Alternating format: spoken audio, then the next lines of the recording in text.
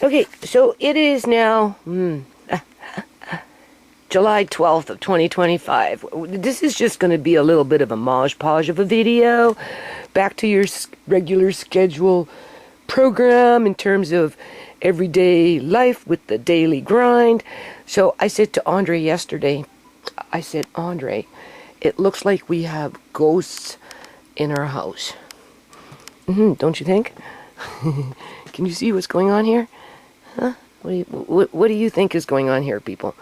Tell me what this is my dining room table. Okay. Right, that goes into there, right? This is a desk that Andre and I need to get to.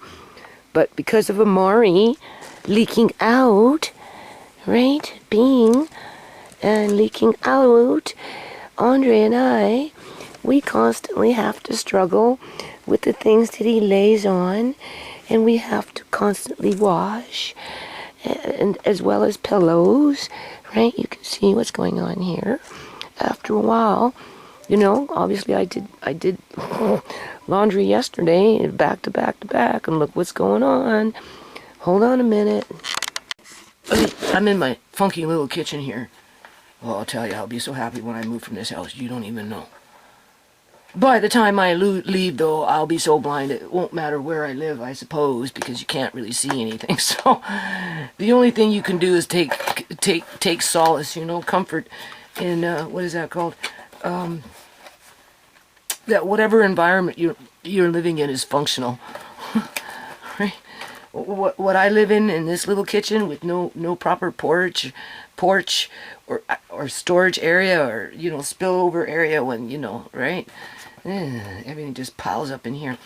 So anyway, what we're going to talk about right now, like I said, it's going to be a modge-podge of things until I feel like I just want to upload this video, okay? Is we're going to talk about, food prep. Food prep in terms of food security. And, today it is in regards to, if you're going to do food prep, I mean, you only can work financially within your means, right? And a lot of what you do over a period of years and years and years and years is just learn through trial and error and experience. And then you throw in some common sense, and then you build on it, right? Well, we're still building on it. So, in a nutshell, I have a square little bucket here with a lid that's not very good compared to, guess what I had to do? Guess what I had to do? Isn't that a nice, beautiful bucket with a nice, beautiful gamma lid? Oh, yeah. And why did I do that? Well, because after almost 15 years of living in this house, mice have finally somewhat infiltrated it.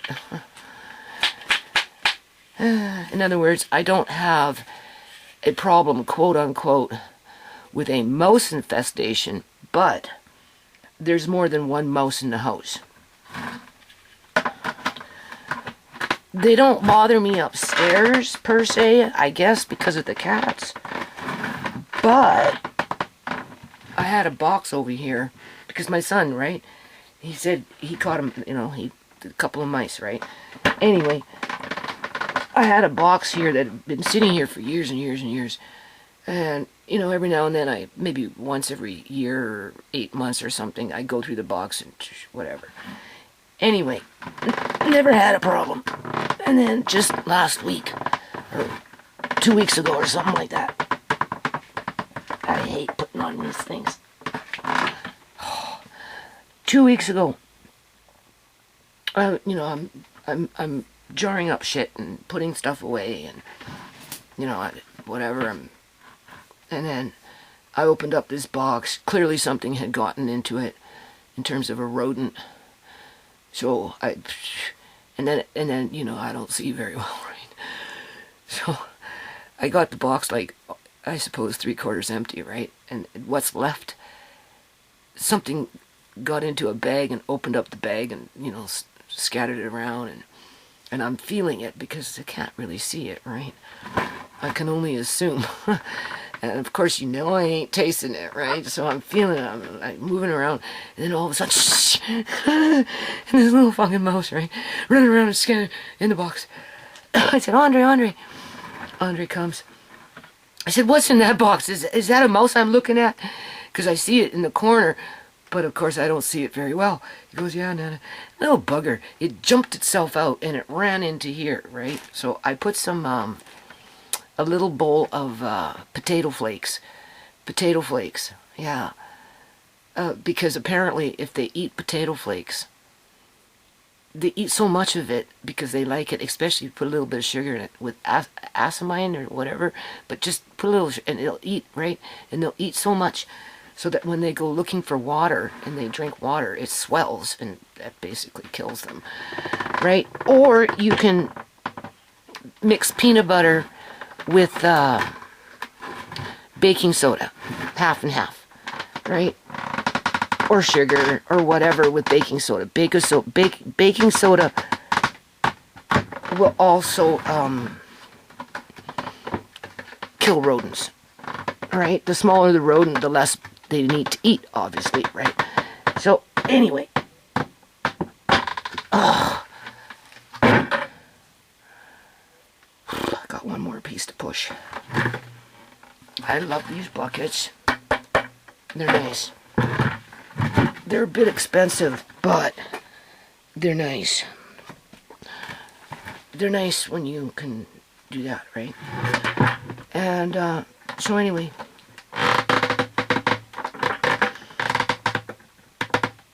Oh my God. Hold on a minute. Okay, so now on to bucket number 2. This is a 6-gallon. They're nice too. I like them. They're worth the investment because it's an investment that will last for as long as you keep the buckets and pass them on to your family as you go. Yeah, these ones will last a very, very, very, very long time. Okay, so what was I saying? So with that now, so we know I have a lot of food in the house.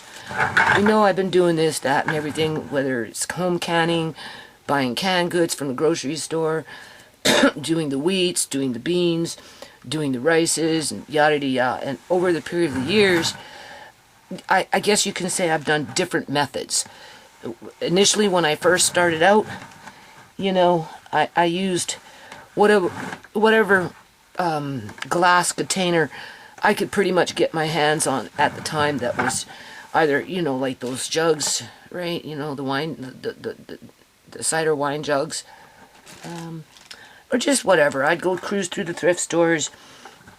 I'd buy this little jar, that little jar, whatever. And then what I didn't do in jars, I either put them in paper bags, vacuum sealed them, and then, you know, put them in a container, whether cardboard box, which is what I have downstairs. And that's why I bought these. Because now that, you know, we're facing the issue of mice, because one or two things are going to either happen with these mice. They're either going to be under control, where they're not a nuisance, and preferably completely out of the house. I mean, I don't know if that's possible with a house that's over 50 years old, and in the state that this one is in. You know, I mean, obviously there has to be some outside maintenance with preventing them from getting in, because no matter what you do on the inside, if you don't prevent them from getting in, you'll never get rid of them. So at this point, my son is not showing an interest to go around the house and, you know, with the foam and plug up holes where these things can crawl in. So with that said, if you're going to do any kind of food prep, I mean, obviously, like I said, you have to work within your means. Don't beat yourself up over it if you do something wrong. It's not that you do anything wrong. It's just, you know, you don't always have the financial means to spend $500 on buckets with gamma lids compared to maybe $200 for a vacuum sealer and some bags and paper bags, and doing it that way. And if you can afford it, putting those things that you vacuum sealed with your food into Rubbermaid bins, right, versus cardboard boxes after the fact. Because when we get downstairs into Auntie ShaMay's room, assuming that my stuff is still there, fuck, sorry, boo-boo, right? You know, that's what we're going to do. We're going to take out those items that I vacuum sealed years ago, right, and then put them in cardboard boxes, and they've been sitting down there perfectly fine for the last 4 or 5 years because there has never been a rodent problem in the house. But if, you know, things don't get better where, you know, you can know that basically you don't have them in the house, you know, you're playing Russian roulette. Because all it takes is one mouse to crawl in, you know, they chew on the box, right? And they get in, and then they sniff around, and they decide what they want. And they chew into that, and then they basically live in that, for the most part, and eat and be merry, right? And, you know, if it's a female, obviously it's going to reproduce somewhere, right? And then you know how that goes, right? So, okay. So I'm having to backtrack. That's what I'm trying to say. I'm having to backtrack with some of the food prep that I did years ago to do a better job, I suppose, at, you know, food prepping. I try not to think about becoming homeless because of the shitty economy that we live in with all the corruption within the housing market. And I'm like, well, why are you buying more buckets? You're going to be tossed out into the streets in a couple of 2, 3, 4 years or whatever it is, right? Or you're going to be completely blind. Who's going to give a shit? The way you're treated right now, well, you can see. And I'm like, no, come on. You know, like, you've gone this far. You're almost at the end of the mile, right? Maybe you'll never reach it, but at least when you do get to it at the gate, you can go in with a, you know when something's lifted off your shoulder, the weight of something that's holding you down is lifted off your shoulder. Well, that's kind of like what it is. Right? Right? Because once I'm done doing what I have to do, which is, obviously, I knew I needed to do something in the basement. I didn't think I was going to have to repack things per se, the way I'm packing them, but from experience, you see, this is the thing, remember I said experience, through trial and error. If you ever decide to do food prep for long-term food storage, the sooner that you can integrate a system where it's hard for rodents to chew through those cardboard boxes. I'm just using that as an example because I have them in Auntie ShaMay's room. They've been fine for years and years and years, but now they could be in jeopardy of and become a conductor for. In other words, they can be in jeopardy of having a mouse chew through one, get into something, have its merry party, live for whoever knows how long, right? Multiply and be happy and prosperous, right? Right? And then you come along, and it's completely out of control. So, you know, this is where, at the time, I didn't have a mouse problem. I wasn't worried about it. My goal at that time was to vacuum seal up the food and preserve it where basically bugs couldn't get into it, and from the light and from the elements where the rodent was last on the list. Now I'm having to take whatever is in those boxes and either put them into Rubbermaid bins, right, or something like this. Currently I'm choosing something like this. And could I have afforded that Back then, probably not. Do I regret doing what I did back then? And when we get into Auntie ShaMay's room, you'll understand what I'm talking about, with, or you'll remember the videos that I did in 2020, 21, 22 in those videos, right? Because that's how far back this stuff goes, right? So what we're going to do is take them out of the box. There's only, I don't know how many boxes down there, maybe 4 or 5, no more than 6. Not even 6, I don't think, right? And they should be already pre-sealed, vacuum sealed, you know, blah. And I was just going to transport them into this, right? And, okay, I'm not going to do that. And just going to focus on this video. We'll do that after.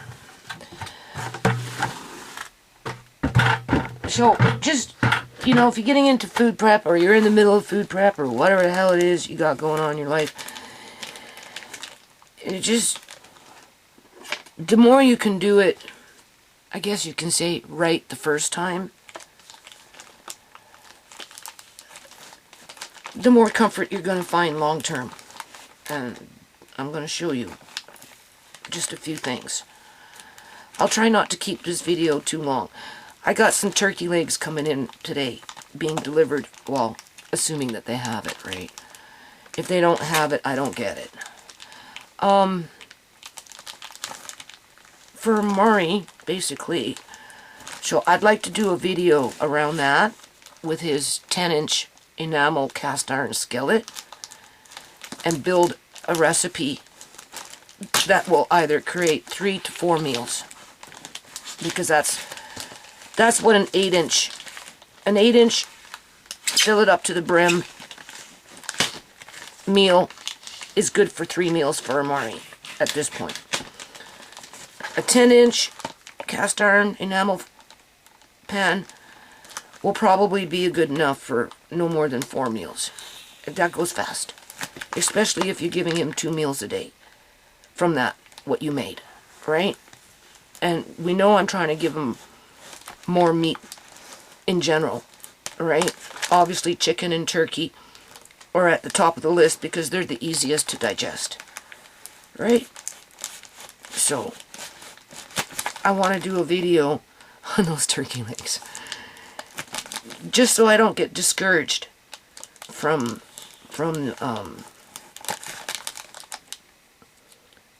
I don't know. I don't want to call it a hardship, but when you got ghosts all over your dining room table and you're just little whatever that is called in there, because you're washing so many pillows and blankets, because he's, you know, leaking out, because his diapers don't fit him properly, because, you know, he's skinny, right? And, you know, when he pees, obviously he's got a, you know, he's got a good waterworks system.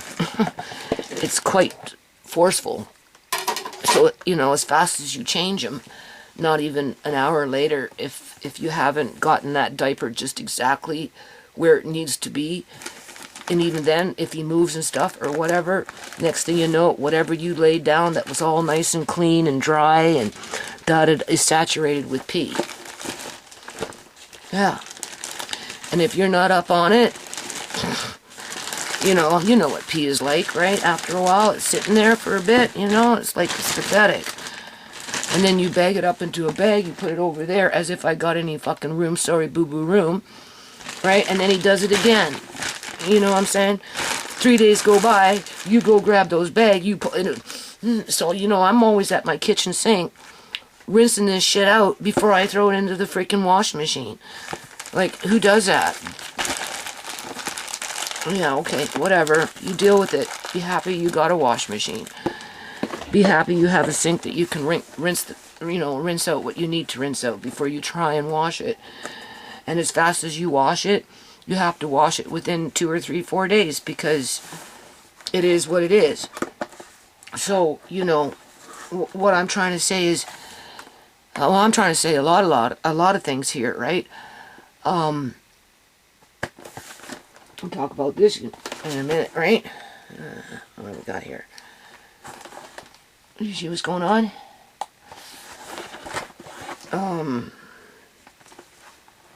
Pretty sure these are mine. They should be Mylar bags. Remember I said the more you can do it right the first time,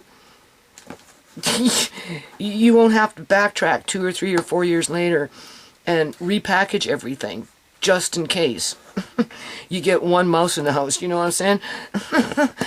Right? So, but if you have to backtrack, do it, okay? Do it, because it's worth it. In the long run, no matter what people say, and you know, my son, there's nothing that you have, that, he's sounding like TeaSha, there's nothing that you have that I want. I don't want that food. You better watch what you say. There's going to come a day when you're going to want that food, and you're going to wish the hell that you never said that, because God will take it away from you. Right? And the way the world is going, don't be foolish. So, don't be foolish. If you're going to do food prep, just keep in mind that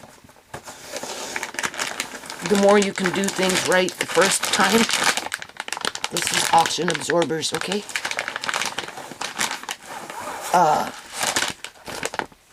I like 2 gallon size bags. Oh, I like this size so much. This is a nice size. The less stress you'll have later on in years. Right? Because the chance of a mouse, or even a rat for that matter, getting into these buckets is pretty slim. However, the rats, the black ones, the house rats, I guess they're called the Norway rat. They're black, and they're about the size of a fist. And those ones are nasty little rats in the house, eh? They're different than the roof rat. The roof rats are the big long ones. They had prefer different living environments. Anyway, the Norway rat has the ability, it really does, to chew through this type of plastic, if it wanted to. Well, I don't know about this one, but you know, paint bucket plastics, which is a little more, I would say, gummier. Where this one, if you hear it, it really sounds like a hard plastic. So it'd probably be even harder for a Norway rat to chew through it. A mouse could never chew through it. Okay? And, but with the paint buckets, if you use a paint bucket because that's all you have, yada yada yada, technically you're not supposed to, because it's, you know, it's not food grade safe. But, or similar type buckets with those types of lids where the plastic isn't so hard. I know for a fact that Norway rats can chew through those types of lids. Not mice though. Okay? So this is what makes Rubbermaid containers not as good as something like this. Okay? Because, sure, a mouse can't chew through a Rubbermaid container, but a Norway rat could if it wanted to. But that's not to say don't use Rubbermaid containers to store your food after you bag it up in your Mylar bags, depending on what it is, right? With their oxygen absorbers, depending on what it is, to keep rodents out from chewing these bags. Will a mouse chew through this? I don't know. I suppose if it was hungry enough and determined enough and it wanted to get to whatever was inside because it really liked it, it probably would. Any kind of rat would, I would think. I don't even think it would be a debate, right? So you can't rely on these to be rodent-proof. That's, I guess, what I'm saying. Right? So before you get too far in your game, when you're doing food prep, especially if you're coming into the game, right, make the investment with these Mylar bags, with the oxygen absorbers, your vacuum sealer bags, brown paper bags, depending on what you're vacuum sealing.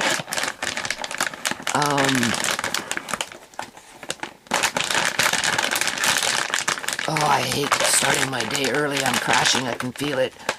Got up, oh, I don't know, 3 o'clock in the morning or something, 4 o'clock in the morning or something dumb like that.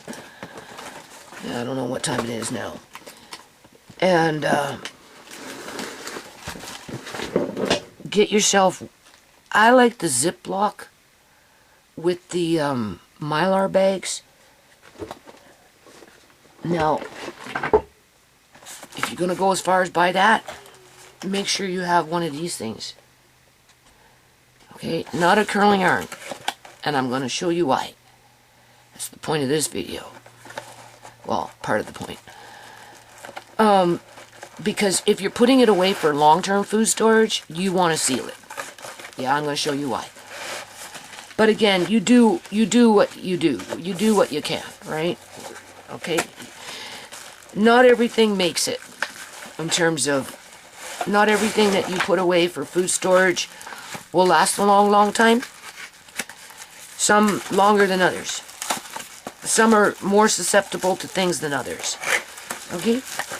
It goes back to that trial and error, eh? Yeah. So what this does is after you put your food or whatever it is you're trying to seal into these Mylar bags with an oxygen absorber inside, even with a Ziploc, especially if it's going to be put away for long-term food storage. I'm talking more than a year. Or a year, 2 years, 3 years, 4 years, 5 years. As far up as to 25 years or more, right?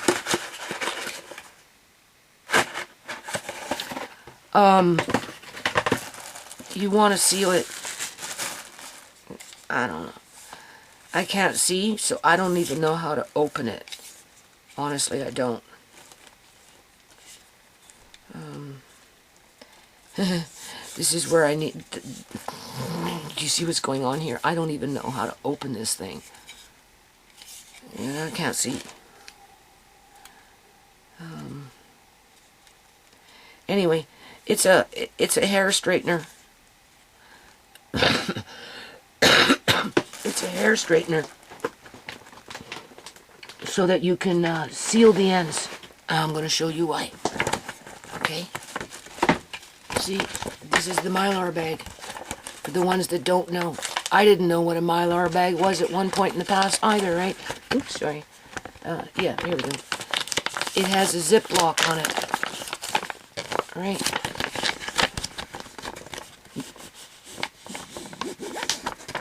Okay, so you want to look for those kind if you can.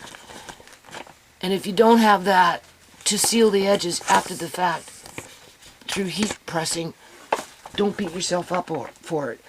But definitely at least make an attempt to close it off after you put whatever you've got inside.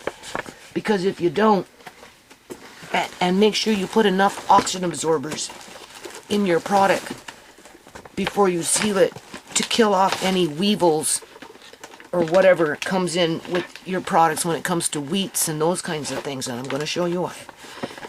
Okay? Because when you come back, oh, I don't know, 3 or 4 years later, and you open up a container, which I'm going to do right now, and you find, oh, I don't know how much is in there, but a fair amount of some kind of wheat. I don't think I labeled it. That could very well be compromised because, sure, you put it in a Mylar bag, but you didn't seal the bag properly.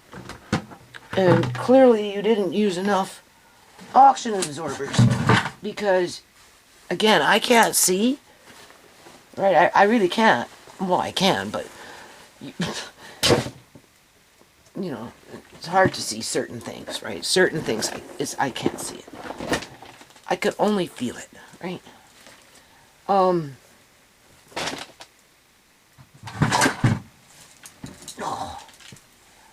I have a bunch of nuts here from a walnut tree that need to be cracked open.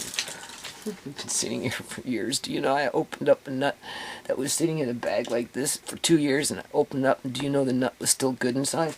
I could probably plant these things in my yard and give my landlady a nervous breakdown and have all these little mini walnut trees growing all over the place. And she'll be like, wow, and I'll be, yeah, but you like English walnut, Mrs. They're not black walnut, they're English walnut. You can just give them to all your friends, right? Oh boy, oh boy. Okay, so back to what I'm talking about. All right, so I got this. I'll show you.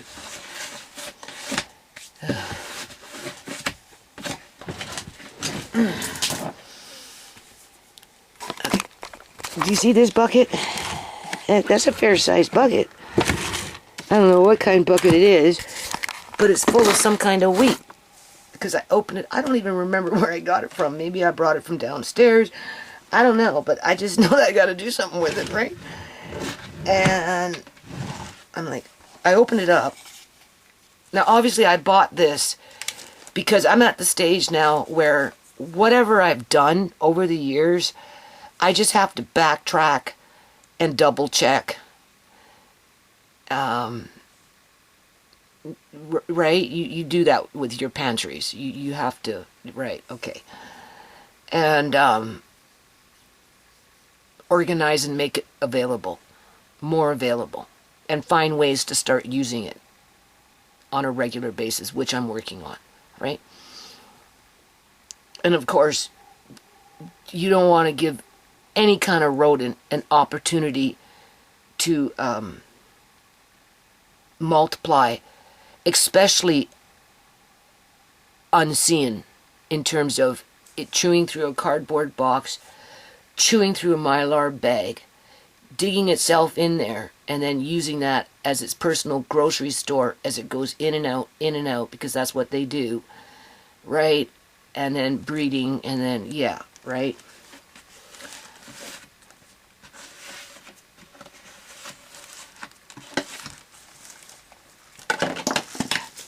And if you do have those types of storage containers in your house, like I do downstairs in Auntie ShaMay's room, well, then you're going to have to work on removing them and checking everything that you're working with, make sure it's okay, and repackaging them if you have to, and putting them into containers that are more protective. All right, so I'm going to open this up.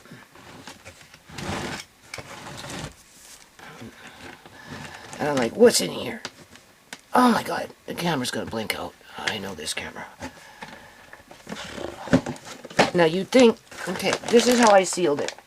May have been something else on top, because I can see there's a fair amount of room in here. So maybe I had something else in a one size gallon Mylar bag. Okay? Do you see what I did? I put whatever it was in, I have a problem with moths. I put, it's a wheat of some kind, in the Mylar bag. In those days, this is when I first started out. Do you see what I'm saying? I don't have no Ziploc here, okay? And I didn't have anything to seal it. And honestly, I ignored the advice of sealing it, because at that time I was so busy. I'm gonna go check on Amari. Just hold on a minute. Okay, let's stay focused. I plugged it in for a second, but it might kick out, right? I have another cord, but I misplaced it because I can't see very well. I can't find it right now. So when I find it, because I think I can plug it into my stove, it's a little, but right. So besides that point, okay. So back in the day when I was doing this stuff hardcore, just coming into the game, because it's a game, right? You know what I'm saying? You only have so much money. And initially I started with the vacuum seal bags, with putting stuff inside paper first to protect it better and to whatever. And then I started buying Mylar bags, not fully understanding the value around oxygen absorbers. Just kind of like, you read the information, blah, blah, blah, blah. You only have X amount of dollars, and if most of your money is going buying the actual product itself, in terms of the wheat, when you're dealing in 88 pounds of this and 100 pounds of that, and and you've got 500 pounds coming in being delivered to your house, you don't have a lot of time to play with it, right, in terms of putting it away properly, especially if you're with limited resources, because you already bought the product, and then you're going to spend another... If you're getting into these gamma buckets, like with gamma lids with these buckets, like it adds up, or one size gallon jars, and like even vacuum sealing home canned goods, you have to buy jars. Either or, you're always going to spend money to one degree or another when it comes to preserving your food, depending on the food and how you're preserving it. So again, you'll see a moth just fly by. So again, you work within your means. So at that time, I wasn't even really familiar with the Ziploc bags. The Ziploc, if you're gonna do this, I highly recommend that you buy the ones with the Ziploc. At least that. And if you're gonna go as far as that, then pick up one of these. Okay? Because after you fill it up, put your oxygen absorber in there, and if you know it's going to be put away for 6 months or more, okay, seal it. Now I have a few of these with tape on it, not so much to seal it to keep the air inside. Well, the oxygen absorber takes out the air for the most part. More like versus having the bag open up, right? Where here, it helps to prevent it from opening up, but it also locks in the, I suppose, lack of oxygen, so that things like weevils, wheat weevils or whatever, bug, moths, whatever, get in there, and, they can't multiply, right? Some people put their wheat and their rices and that kind of stuff, when they buy them in bulk, into freezers and freeze them for an X amount of time, take them out, and then let them get ambient room temperature before they put them away in long-term food storage. But there's always that possibility that it could start molding from the inside. You'd have to really kind of open up the bag and let it air out and let the moisture evaporate, because he has a leg thing on, and he doesn't really like it. So hold on a minute. Freaking cats are pissing me off here. Meow, meow, meow. They want food. We're going to talk about that in a minute, too. I might have to go and check on Amari, because, my Houdini baby. He's way over there, right? All in 30 seconds. I have this thing. It holds the leg like this, right?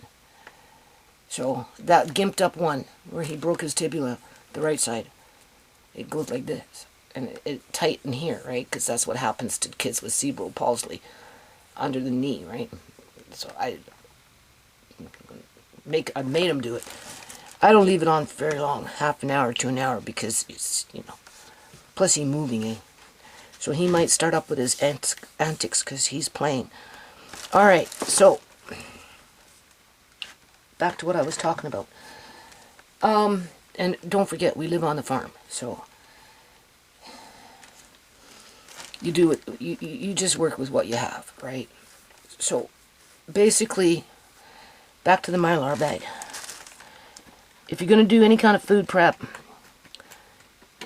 short-term, long-term, honestly, I recommend buying Mylar bags with Ziploc. Get yourself a flat iron so that you can seal the bag after the fact of using oxygen absorbers when it's needed. And or those moisture absorbers, which I don't really use, but besides that point. Because back in the day, when I was coming in with 100 pounds of this and 100 pounds of that and yada-yada-yada, you have to work fast and you do the best you can within your budget. So long story short, this is what I did for some things. Do you see what's going on here? Now this is a soft white wheat. I can see it. Did I put the date on it? I don't see a date on it. It's upside down. Soft white wheat. That probably would have been 2020, 21, 22, in around that time. No Ziploc. Do you see that? There was an oxygen absorber in there, but this has moths. I can feel it. I can feel it. I can't see them, but I can feel them. And I know what they are, because when I used to see, I'd still feel them. So that's where your mind compensates when you start losing your eyesight, right? So needless to say, when I opened this up, I stuck my hand in there and feeling around, and I'm like, this doesn't feel very good. Maybe there's a weevil in this bag, which is a different thing compared to a moth. Moths are different than weevils, right? Weevils are like a small, tiny little beetle that's the size of a pinhead or something similar to that, right? Like a cupboard bug, you know, they're very small. That's why people put this shit in freezers and they try and kill them off that way. But again, if you do it that way, you know, I would think that you'd have to open up the bag and let it move it around and let it really just let the moisture evaporate as best as you can before you put it away long term. If I had to choose between freezing it to kill off weevils, because the weevils come in with the wheat or whatever it is that you're putting away, right?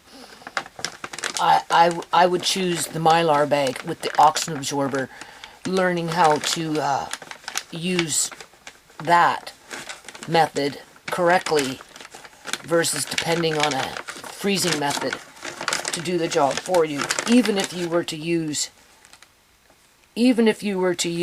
a can't see shit. Even if you were to use oxygen absorber and Mylar bag after the fact, I don't think it's necessary to freeze this stuff as it is to put it away right the first time. That's what I'm trying to say.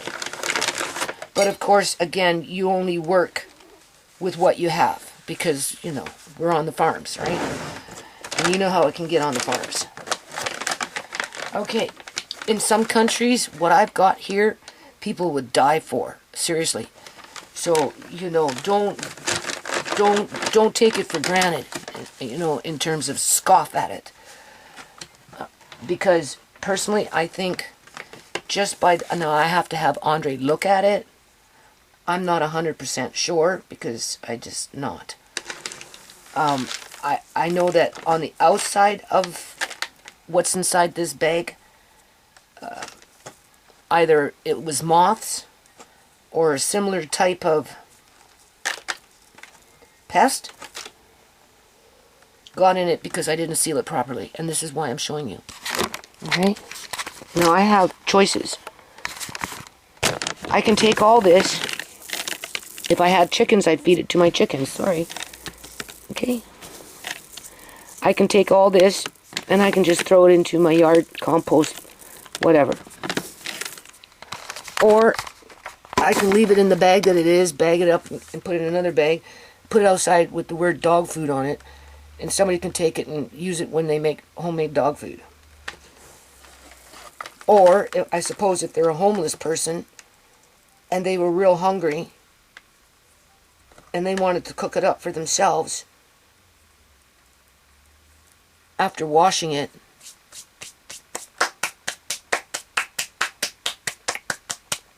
so be it.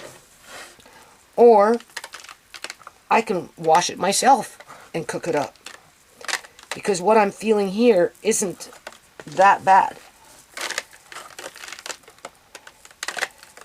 right? When I first initially opened up the container, I could tell that a moth, I suppose, got in there somehow. And then when I stuck my hand initially after opening up the bag, after it being not disturbed for how many years? 2, 3 years?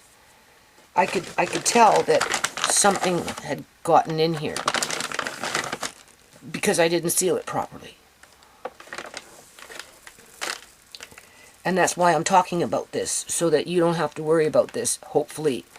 Because you could put everything in a bag with a Mylar bag, seal it up completely, and maybe you didn't put enough Mylar or oxygen absorbers in the bag, come back 4 years later and still find that whatever was in the bag, even though it was sealed, had enough oxygen to live and produce, right? And it would have destroyed your product.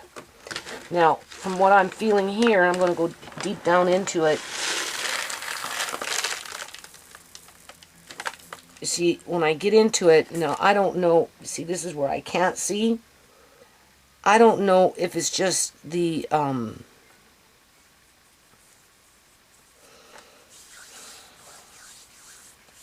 husk of the wheat that I'm feeling, or if it's the remnants of a weevil eating at the wheat, if that makes sense. And that's only because I can't see. So, we're going to find out today, because Andre's going to look at it. Plus, I'm going to put this in a strainer. As a matter of fact, let's do it right now. Hold on a minute. Okay, so I got myself a plate. I see in contrast. I don't, right? I got 3 different sizes of screen. We're going to start with, I'm thinking this one first. It's got little bigger holes, do you see? Right? I would do this whether I could see or not anyway. Right? But this, so we're going to put some wheat, we're going to dig into it. Oops. Do you see what's going on here? Okay, that's a lot of wheat. If you were hungry, you would not want to throw that away. Alright? If you have animals, especially dogs, you don't want to throw that away. Cats don't necessarily eat grains or even vegetables, although they do eat grass. And when they catch birds and eat those kind of things, you know, they end up getting grains through the gut of the bird. But it isn't much in comparison to their diet. So what I'm trying to say is, because I have cats and I'm on the farms and I'm trying to like not spend a lot of money here, you know, because one, I don't have it, right? And also, oops, also, sure, open the jar, get fish head all over the floor. Also start using a little bit what I got around here up first before I go off and buy more. In other words, I need to buy cat food, but I don't want to buy cat food until I can get my PC points, and then I'll buy like $60, $70 worth of cat food, and then I get my PC points, and I'll maybe get $10 or $15 back, which is good for me because I've used my PC points with my last 2 shops, so I'm basically down to no PC points now, but that was $200 of free groceries for me, to which we're getting some chicken today, or turkey. Yeah, we're getting a frozen turkey, a frozen chicken today, roasting hen, and some turkey, which we're going to be the next video, will be the turkey legs, assuming I get them. So in the meantime, I'm in my own little world here, right? Trying to stay positive, you know, doing whatever I need to do here. And I'm like, okay, well, you know, when I got into this bucket, I could feel it. Can't see it, but I could feel it. And you know, I have to make a decision as to what I'm going to do with it. So, being that I might give it away for dog food or food, whoever picks it up off the road in a bag, because I've been putting a few things out here and there. If I feel that it would be, because I'm not trying to like gross people out, like, so I put dog food. So people with dogs that make their own dog food would love to have this. Seriously. Not so much cats, because cats, when you make cat food, you can't really use a lot of grains and stuff because their bodies aren't designed to digest it, where a dog can actually eat this kind of stuff with their food. But you can use it a little bit with cats. So I still might keep this after I clean it, assuming that it needs to be cleaned in terms of, right, or whatever. And after the fact of cleaning it, honestly, I could put it in my oven at 250 for a couple of hours to kill off any quote-unquote eggs, and I could use it for cat food. I mean, I don't need to eat it because I've got lots in the house, and you know, for me to go off and buy another 200 pounds of fresh wheat is exciting to think about. My son, you told me you weren't gonna do that no more, Mom! And I'd be like, shut the fuck up. You don't know what you're talking about. You want wheat with weevils in it? Go ahead, eat that wheat, but I want fresh wheat. So, shut up. Okay. It's going to be a long day. I'm trying to stay positive with my day, people. It's going to be a long... yesterday I put in a long day. Okay, with the freaking ghost fest that I got going on in my fucking dining room area. I said, Andre, we got ghosts. We started naming our ghosts yesterday. That's what I mean. People, they don't know what we go through with Amari. Like, they have no freaking clue. It's not just about trying to feed him. It's about trying to keep up with the laundry. Okay. But we love him. We love him so much. We're going to talk about Amari before this video is over. We're going to talk about Amari. I'm thinking, and I'm going to let you know what I'm thinking about. So in the meantime, I've got this. I got to do something in here. I got to move things along, right? So let's see first. Let's see what if I can see. Well, I won't be able to see. I'll see the specks. If specks come, I'll see the specks. I mean, it could be just the husk off of the wheat, or it could, I don't know. So I'm going to stick my hand in this bag of wheat, which more than likely I'll end up keeping for cat food, unless I feel comfortable that I could actually use it.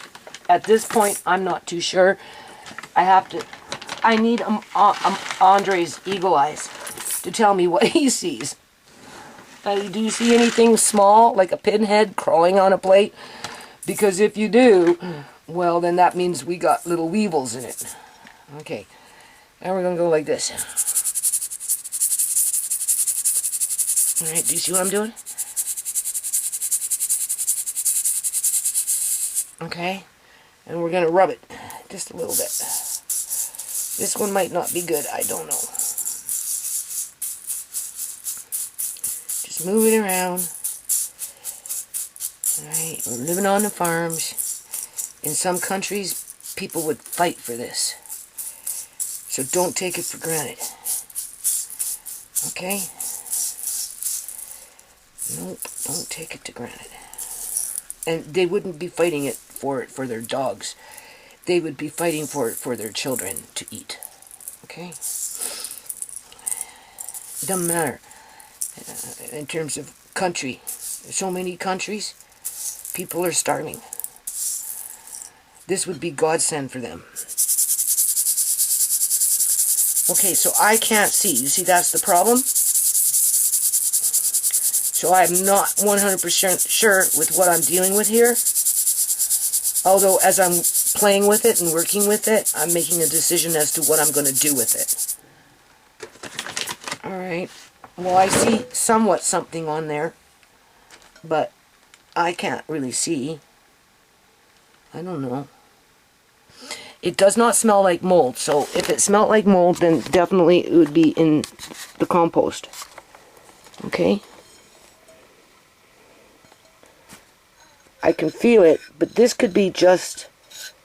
Let's go like this. Do you see what's going on here? That's what I'm feeling. But that could be the husk of the wheat itself. Right? This is where eyes come in handy. Alright? So we're going to have Andre inspect that. Okay? Now, if I go all the way down with my hand, it's like that all the way down. Alright.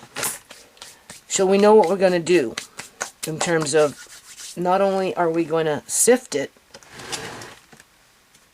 at some point. And, you know, that's probably what I'm going to work on today. Because I need to do something with. I have to make a decision. So this is why, if you can't afford Mylar bags when you're ordering your bulk grains and beans and rice and all this other crap, then at least vacuum seal as you go along, like I did with other things that I did that with back in those days.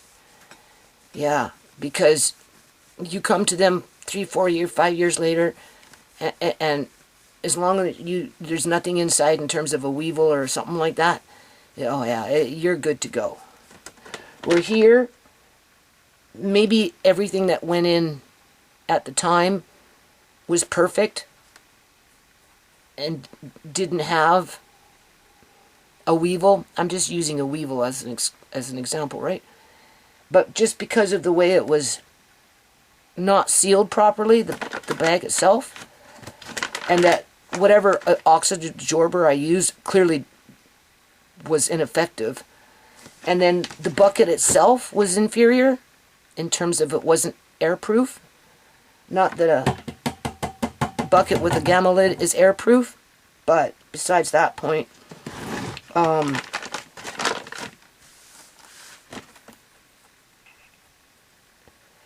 go with the vacuum seal and then put it into at least a Rubbermaid container versus in boxes. And then when you can build in the Mylar bags with the oxygen absorbers, with something as simple as this to seal the Mylar bag, they have machines that can do it if you're really into it and you can afford it. But for those that are working on a low budget, this is what you use, then do it this way, okay? So basically, I don't know what I'm looking at here. All I know is I can feel it. It has the color, in my opinion, from what I can tell, of the wheat. I'll show you. I'll put them side by side. So this is where I'm thinking it could be just part of the husk. Because as I'm feeling the wheat itself, pushing my fingers on it, it still feels pretty intact, right? Like the kernels are still nicely uniform. There's nothing, like it doesn't feel like it's been gnawed on too much, as if something was munching on it. It feels like a wheat kernel, okay? Where this could just be, where am I? Right there. Where this could just be,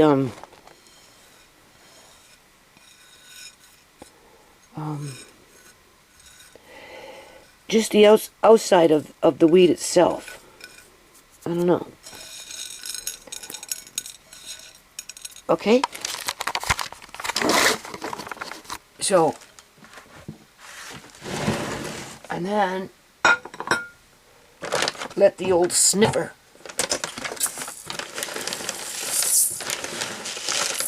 let you know if there's mold. Because if there's mold, don't touch it. Don't use it. Put it in the compost. I wouldn't even give it to chickens.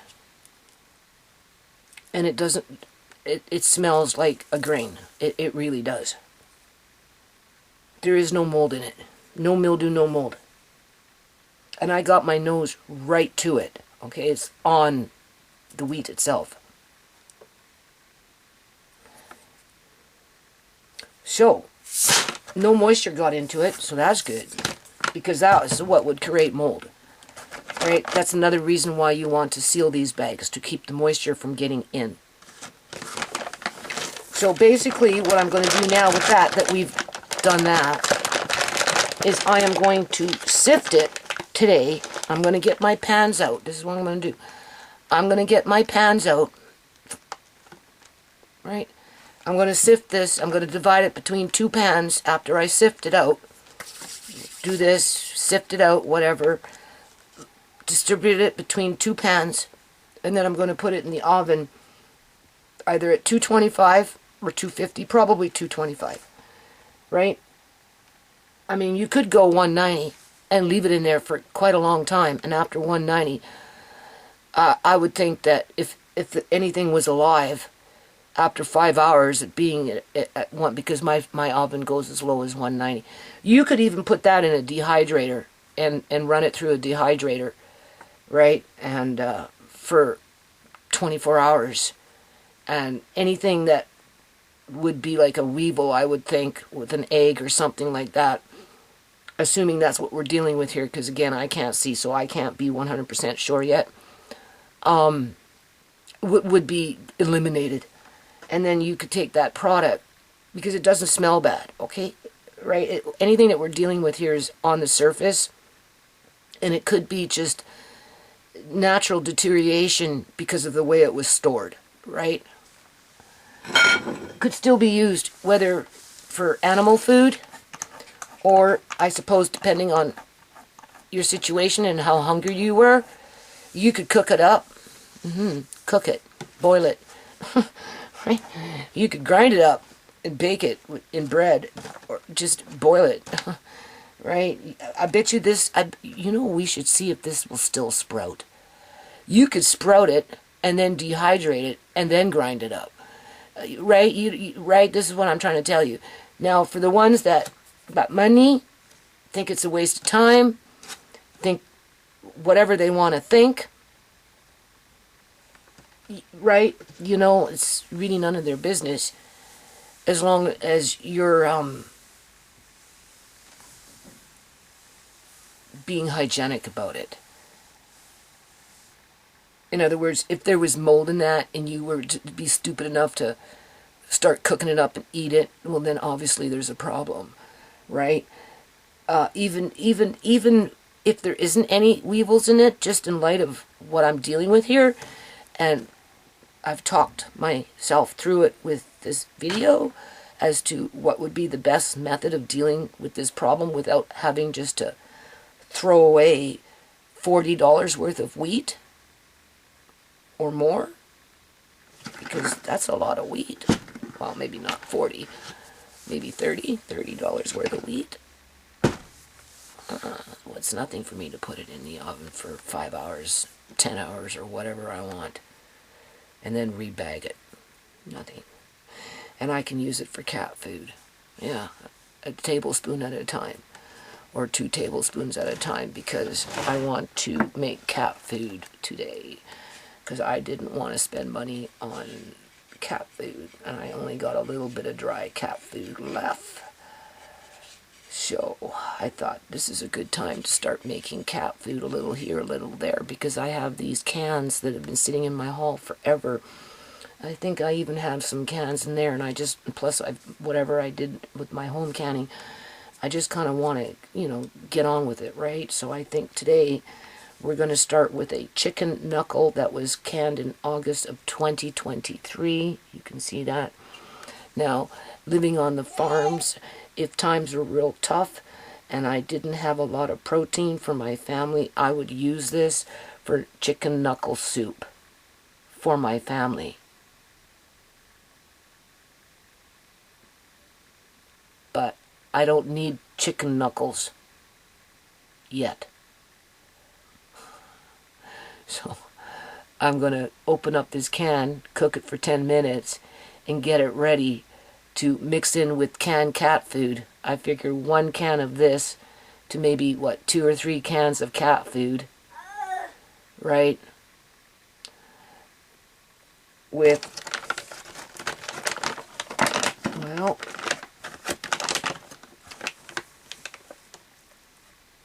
a handful of wheat or so, maybe 2 handfuls. Because you can add a little bit of grain into the cat food. A little bit. Not much, but a little bit. Or, if this wheat is in good condition, because Andre's eagle eyes tell me what I'm looking at, well, what I'm feeling, and it's just the husk itself, whatever, then that's one of the things you want to eat up fast. Okay, so now that we talked about that, and I'm showing you by example, right? So we'll leave that there, and we'll let Andre figure out the next stage as I make plans to sift it and get it in the oven by this afternoon, and then we'll just let it sit there for a while, move it around until I feel satisfied. I'm curious to know if this will sprout. It should be organic. I never bought anything that was not organic when it came to wheat. A couple of my beans are not organic, but even non-organic beans will sprout for the most part, especially if you buy them in the grocery store. So, okay, so now another reason why you want these buckets, well, you don't want to put your shit in cardboard. Maybe all you can afford is Rubbermaid.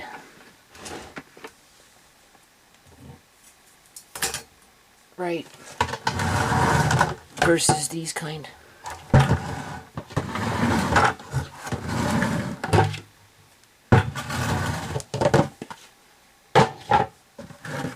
I like these. Oh yeah. And then I've got these things.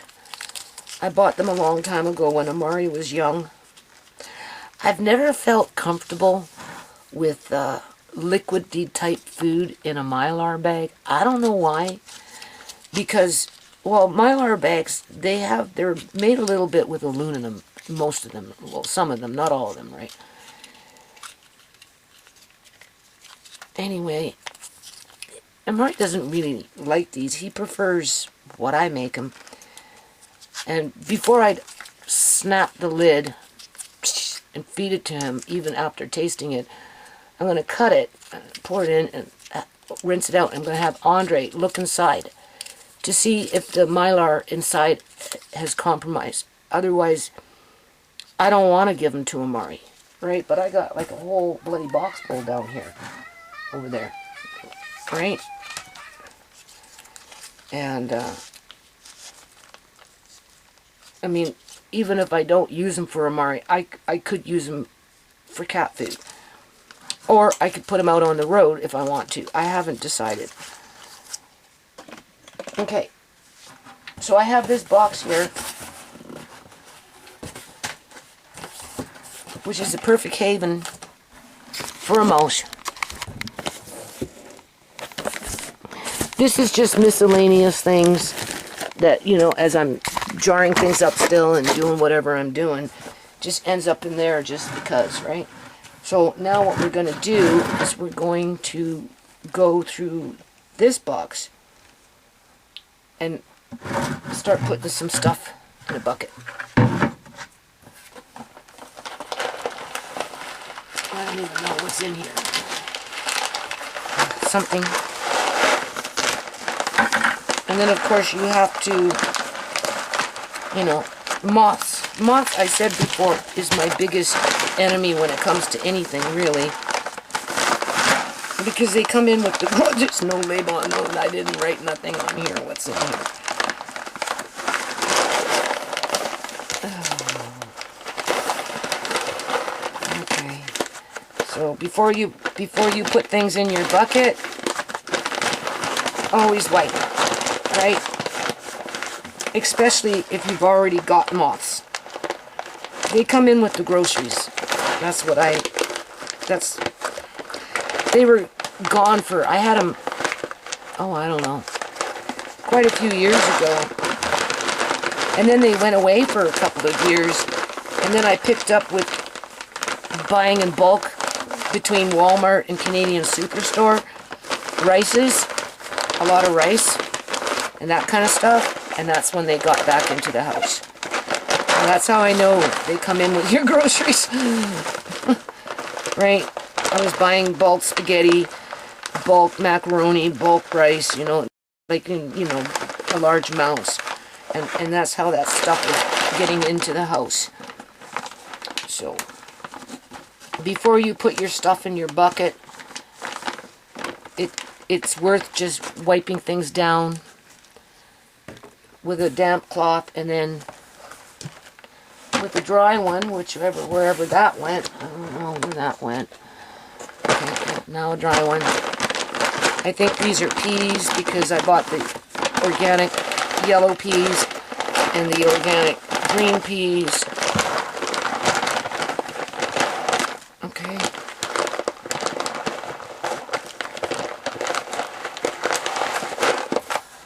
Pests only like certain kind of foods. Only certain foods like this are susceptible more than others. This is a, yeah, these are a green pea, organic green pea. So I want to keep these out, keep them handy. They're sproutable, right? So this bucket that I'm filling up here will be staying up here. And I'll be using it regularly as I'm making Amari's meals. So we'll put that in there. I should write peas on it, but whatever, right now. Right. I've already gone through this stuff. I just packed up this box, because I'm sorting out, right? Just over the last couple of weeks, but obviously it can't stay like that. So, this is stuff that we're going to use regularly. So I'm going to remove the bin that I have here because I have on my bed, talk about having to backtrack. I have cardboard boxes with Mylar bags in them with rice, da-da-da-da. And at that time, I didn't think we had a mouse issue. And as far as I know, there are no mice in my room, but I don't want to take any chances, which means I have to move a whole bunch of shit off my bed to get to those boxes that I knew better not to put there, but because I couldn't go downstairs, I had to do something with them, so I finally broke down and did that, and then this shit cropped up. But that's okay. It's better to have something than nothing in this situation. So, right? So, I have this Rubbermaid bin that I'm going to show you in a minute.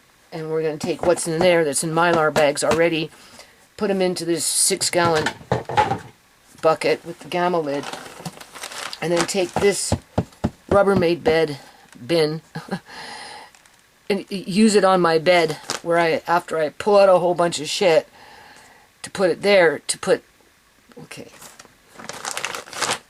So if you can do these things before you have to redo them, then do it. Otherwise you have to backtrack like me.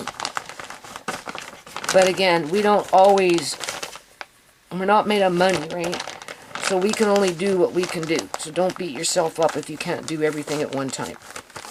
Because it's, if you couldn't go backwards and correct or make it better after the fact of what you did, and still have something versus never having the opportunity to go backwards and have something, I'd choose the going backwards and correcting whatever it was that I did maybe wrong or I could have done better, just so that I do have something.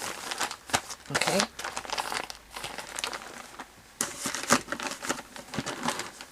Alright. Don't ask me what's in these bags anymore. Obviously I can't really see. It's getting harder and harder to see, but I don't let it stop me. What's this? I'm going to have a couple of these buckets in here. I only got the one right now, in terms of these smaller ones. And I'm going to put them in categories so that they're handy. And I'm going to have them right here. You'll see after a while. They're going to be nice. I'll have big bold letters as to what's on them, so that as we're working on Amari's menu, the main staples are really close by and easy to get to. I don't know what this is. I can't. What was that?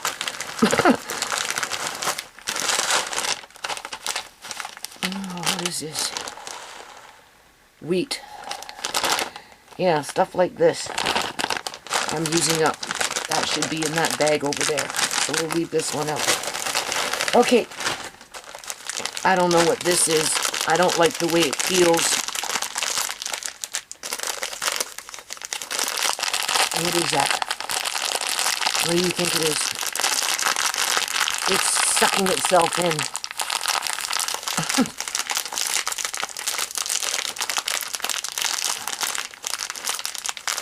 I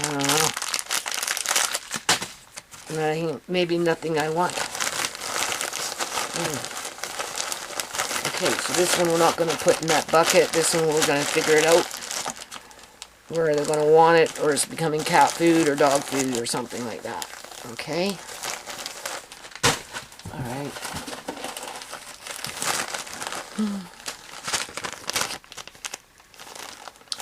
Fennel seeds. Supposed to be good for your eyes. I bought them for my eyes, but I'm always so busy. So, but we're going to put them in this bucket here. So let me work on this, and then we're going to get into the Rubbermaid bin, and then we'll talk about Amari. Hold on.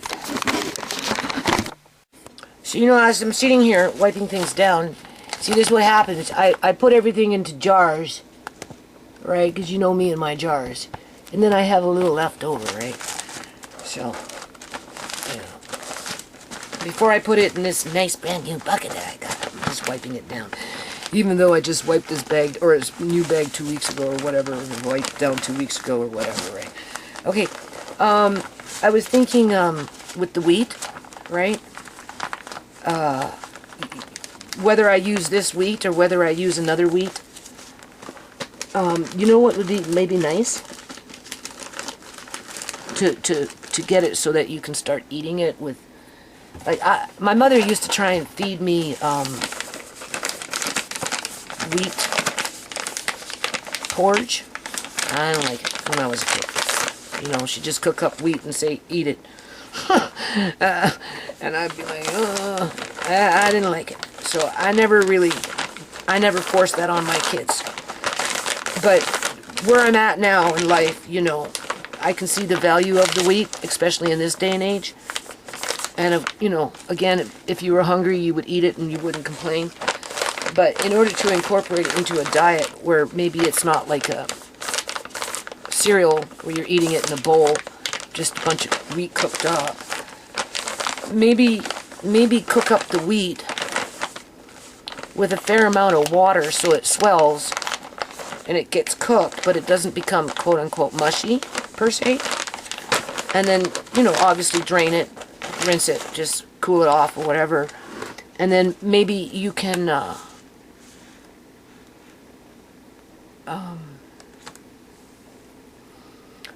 make it in, you know, add it into potato burgers, like you know, like a potato patty.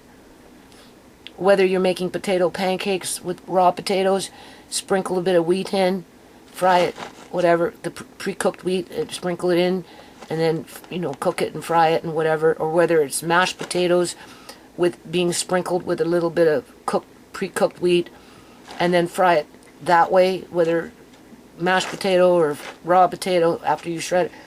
I think that would be a really good idea. I'm going to try that.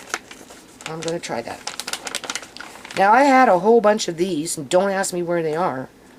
This is raw pistachio.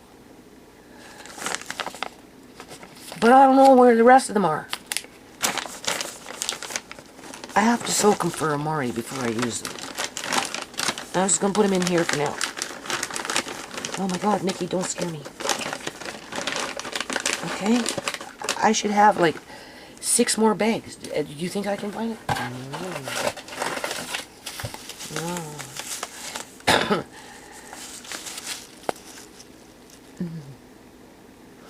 I bought it for a reason and now I don't remember. So, I don't know what you do with that. Some kind of dinner or something. Maybe a tea. Who knows? Unopened yet. I only bought it just a little while ago. A few months ago. Not that long ago. No more than 5-6 months ago. So, I just haven't had a time to do anything with it. So we got it. It has properties in it that's supposed to be good for you. Yeah. I can't read whatever it is that's it's in terms of nutrients, but Anyway. Okay. And then we've got this that I bought for Amari. Although I'm a little nervous to use it. It's to help with constipation. Because it requires a lot of liquid. But so does that other stuff that Amari drinks. Only I don't know how well this would dissolve. Although I probably could take it to a small blender first and blend it up real good. This is more natural than what they prescribe. So we'll see if we can work with that.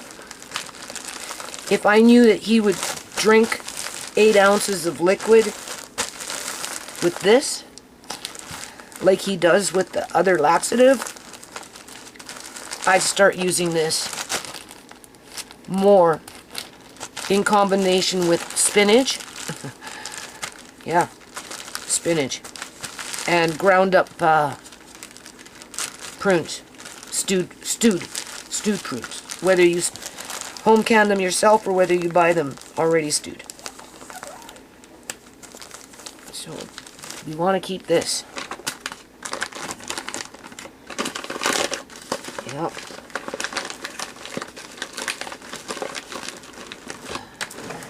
Ooh.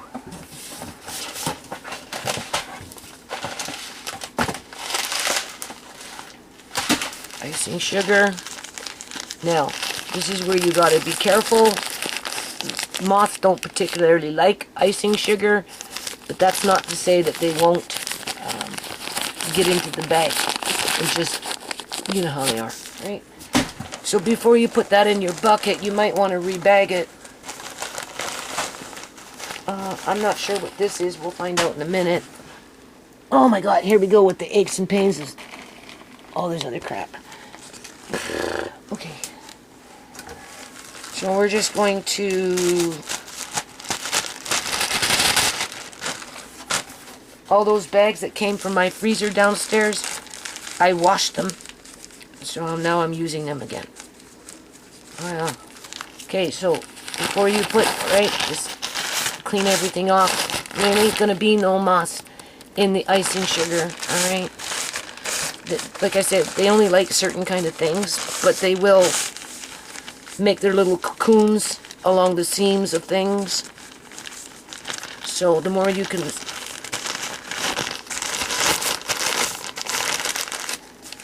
keep things separate in their own individual bags when you're doing stuff like this, the more you can protect what it is that you have. Okay, so I found that other cord, so I plugged it in. I think it's working. So let's just finish up with this video and get ready for the next video, which will be the turkey legs. I'm so hoping they come in. They're supposed to be fresh, so. And then I've got a little roasting chicken, right? Because I'm trying to give Mari meat, chicken or turkey, at least once or twice a day, in combination with maybe 1 can of either sockeye salmon, preferably, or a pink salmon throughout the week. Not including anything else when it comes to meats that come up from maybe downstairs or whatever. Okay, right? Alright, so I showed you what to do there, right? Before you put it into your new container. Alright, this box is almost gone. A few miscellaneous tapioca, right? So again, before you put it away, always wipe if you have a problem with moths. Alright, I've been spraying, but I have the spray, the Raid thing, but you know, I only do that so often, not so much, because, you know, it always leaves a film on things after the fact. Just whatever, right? And there's the other bags, and of course I lost the bloody bags, right? Can't see no bags, but I had a few couple bags here, and now I don't see them. Oh my lord. See, stuff like that I don't see.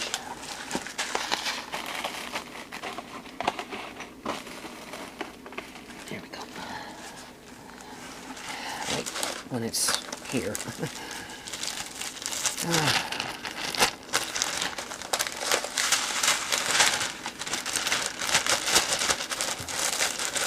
This is stuff that a lot of people,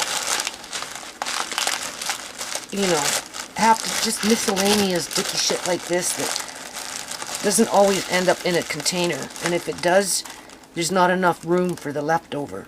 And that these are the leftover of things that I've either already put away long-term food storage, or I already have them in jars. All right. Okay. All right. This box is almost empty. Oh, this is real, eh?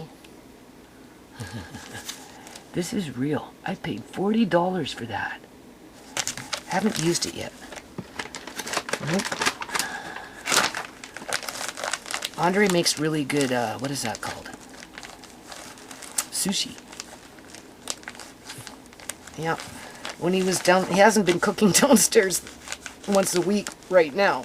But when he did do that, and he made the sushi, and Marina showed him how to cut everything up and put it all together, oh boy. He did a double batch. Oh my God. It lasted a day and a half. It was so good. I'm so looking forward. So we know we got that. I also have some old wasabi powder from back in the day when you could buy things in bulk. I just don't know where the jar is. It's jarred up. It's somewhere around here now. You see, I just had that little green. There it is. But because I don't see very well, I know it's green because I can see that slightly that it's green. But anyway, because things blend together, right? And it's all blurry. Alright, so we're almost done this box, and then we're going to get into the bin, and then we're going to talk about Amari. What I'm thinking,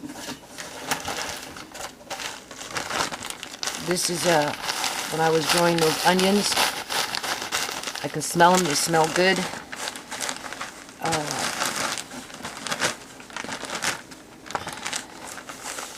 In my little grow room,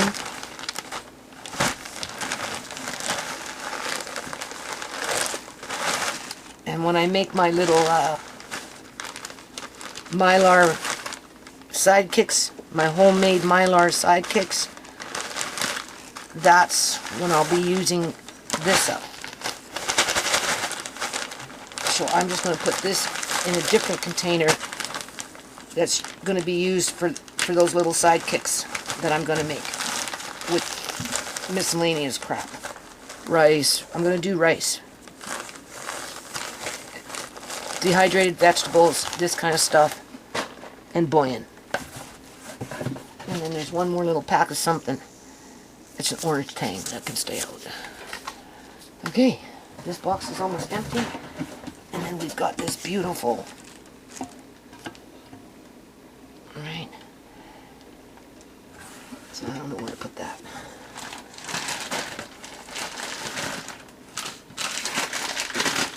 I have to get into this.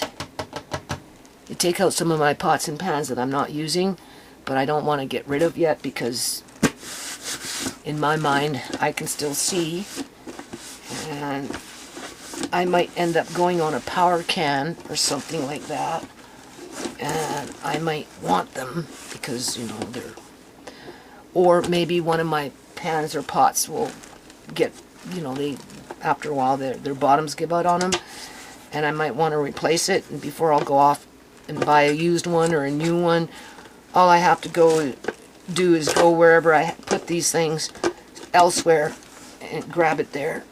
So I'm thinking to take out maybe half of what's in here and just kind of put in some sort of a storage area where if I really need it, I know where it is. So I have room for these kind of things. Right. Okay, so that box is gone. Okay, so the more you can avoid using boxes for this purpose, what I'm showing you, do it. But if that's all you got, well, be grateful you got a cardboard box with food in it. Alright? Just saying. Don't take things for granted, especially in this day and age. Alright, so this box here, this bucket here, I'm not sure what's in there, so I think this is, well, let's just look. Well,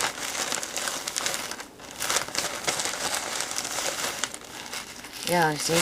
This is more leafy stuff.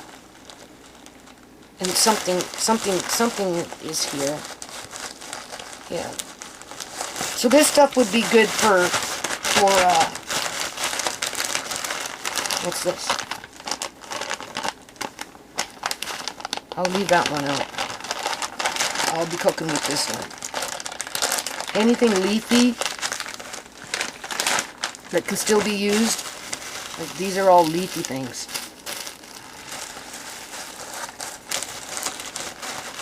I'm going to use them for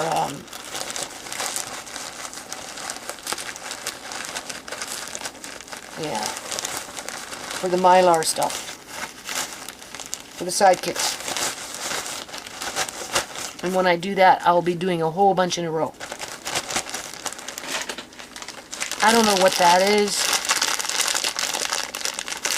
Let's open it up and see.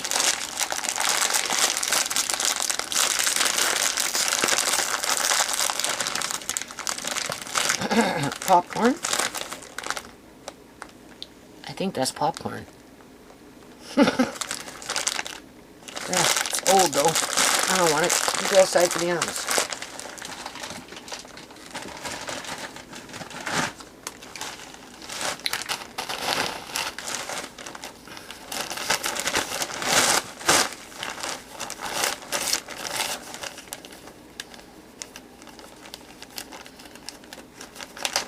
So, now we're going to get into the Rubbermaid bucket.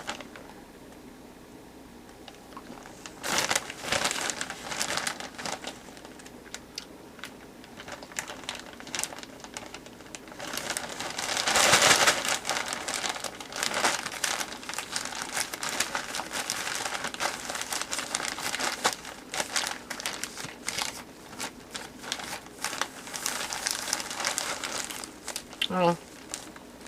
Maybe a cabbage. Some kind of a cabbage. It's not an onion. Cabbage. Yeah. Sidekicks. Goes in its own bag for that at another time. We'll figure that one out later. Alright. No, I'll show you. Where's the lid?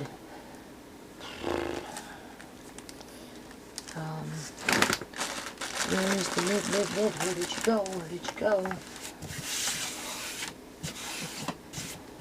Oh my lord. Here it is. Oh. This is what I like about gamma lids. Oh, for a woman, it's godsend. It really is. Do you see?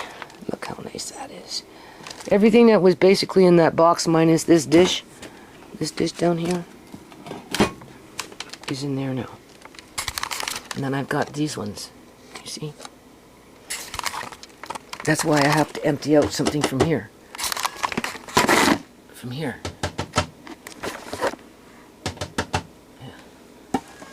Okay, so that's done. So now what we're going to do is we're going to take this other bucket, which will probably end up going downstairs at some point.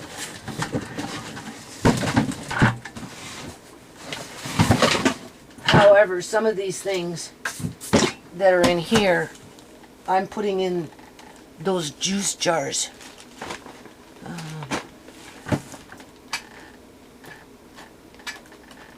In these. I like these, but I don't have enough right now. I need another 8 more or something like that.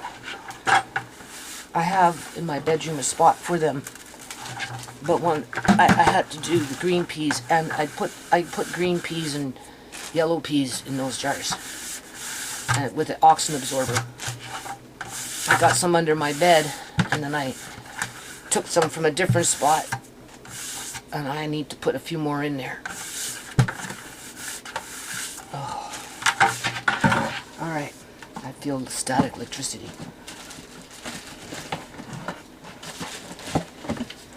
Now, if you see here, if you don't have buckets, and all you got is a Rubbermaid. Still recording? Yeah. All you got is a Rubbermaid. Was it recording before? I don't know. Let me check. Okay, so as you can see here, I've done the Mylar bags, right? This one, obviously not. Oh boy. Okay. So I'm taking these out and putting some of them into there.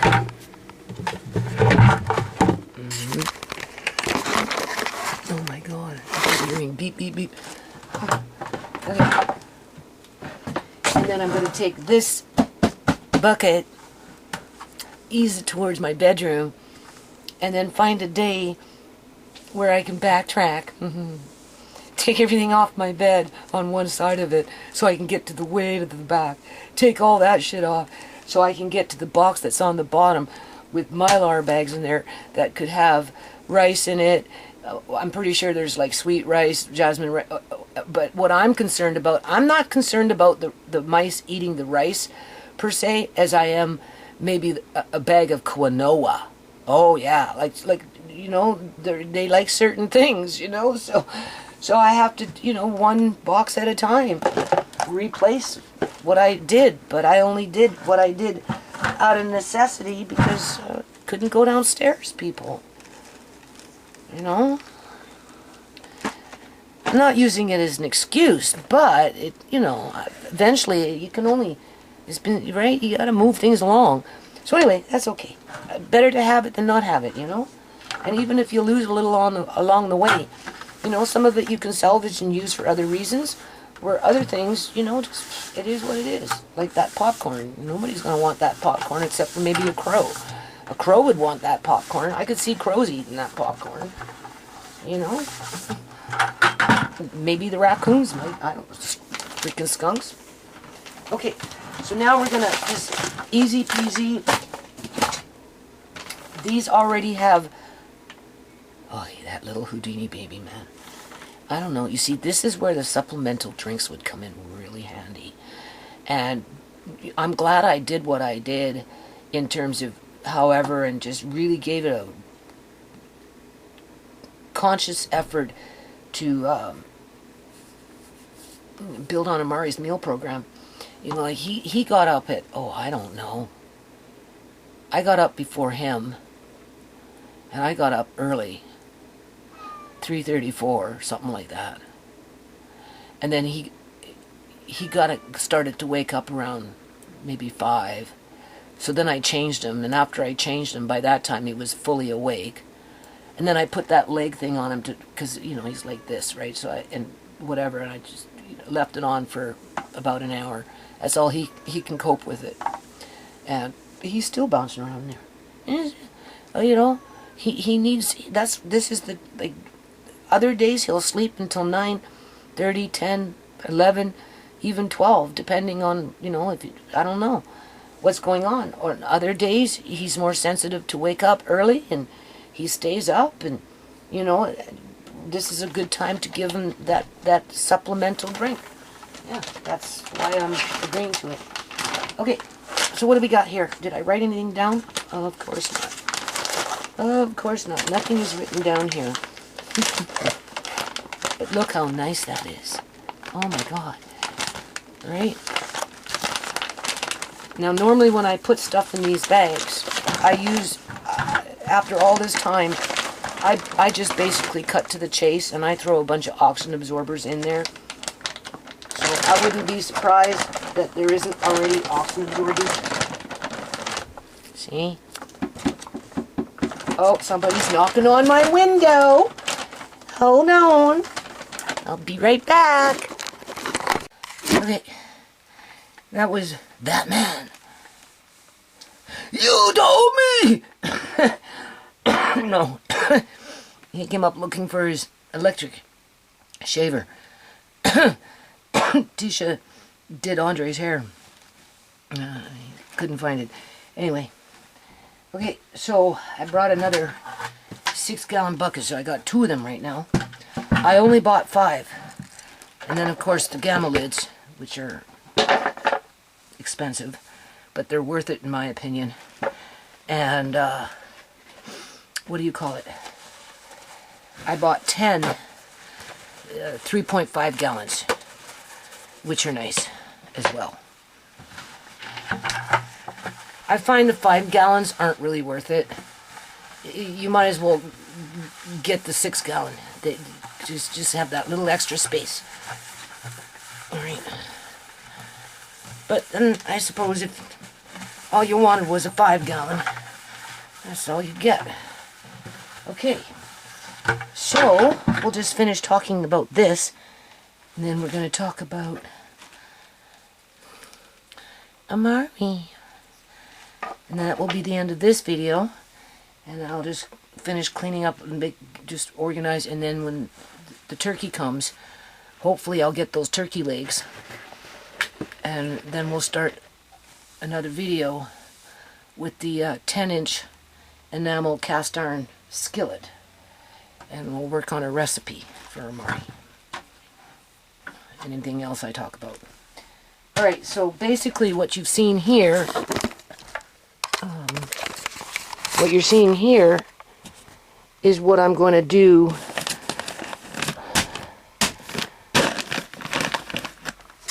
when I get back into my room and backtrack, which I'm going to call this video backtracking on food prep. Backtracking on food prep. I'd rather be in a position and be annoyed with having to backtrack on the food prep and have food than have no food or very little food. Okay, so always look for that blessing in disguise. Right? So in the meantime, some of these things have to go into those jars that I showed you. Now, this says organic yellow peas, sproutable. Now, I could leave these, honestly, I could. They're already nicely done. I'm pretty sure I put oxygen absorbers in it. Kind of feels that way. But for now, I want this Rubbermaid bin to replace a cardboard box that's on my bed further to the wall with these types of bags, whether it's rice, maybe quinoa, that kind of thing. I'm more concerned about the quinoa than I am the rice. If a mouse or mice should ever get in my room, I'm just saying. So, that's why we're backtracking, to remove those cardboard boxes for a situation like that, with these things. Oh my god. These I always planned on putting in the jars, which I still might, well, I do want to. There's one spot where I have those jars already can slip in. Those bottles, those juice bottles, which Amari already started on this one. He's drinking it now. I just, right, there's something like, oh, I don't know, maybe 12 of them on my dresser after I fill them up with an oxygen absorber. And then I just take out one at a time as I need them. And because they're in glass, I don't have to worry about anything.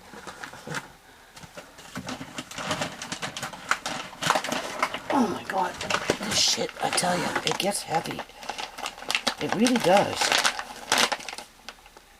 What is this? Cantatelli. No. Yeah, Cantatelli. I put down Cantatelli peas. It's not peas. It's Cantatelli beans. Sproutable. November of 2024. Is it a bean? Yeah, I think it's a bean. Cantatelli is easy to digest. You want to keep these handy. So this one I'm not going to these ones should go downstairs. But I can't take them downstairs until I clear out some stuff and or reorganize ShaMay's room. But we can get them ready to go because they're all ready to go. Right? I'll just put that in.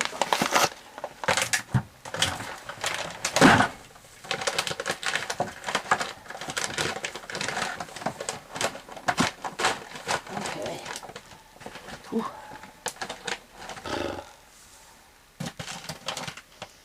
Sometimes it's easier to put the bag in, fill them up, seal them up, because now I got a little gap like this.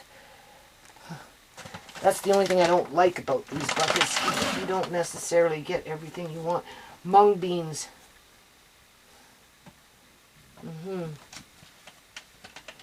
These ones, it says organic, sproutable, May of 2025. Okay.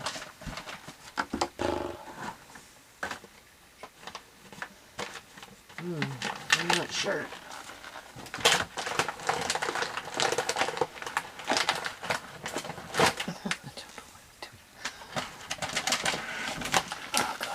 We're going to be eating this on a regular basis once I clear out my, I guess you could call it a kitchen. I'm just going to put them in there for now.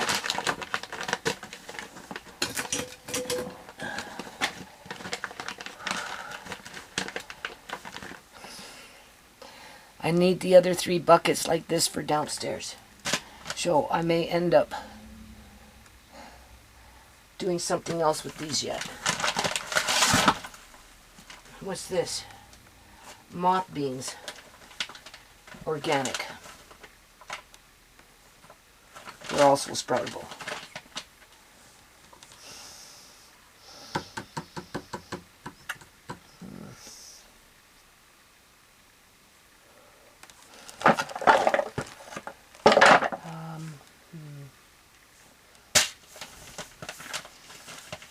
I might put these in either one. Yeah, maybe I'll put some of these in 1 size gallon jars or 1 size Mylar bags. I'll break up the bag, and then I'll make like 1 bucket. I'd be able to get more in because with the 2 gallon, it doesn't work that well unless you pack them in. Unless you're packing in your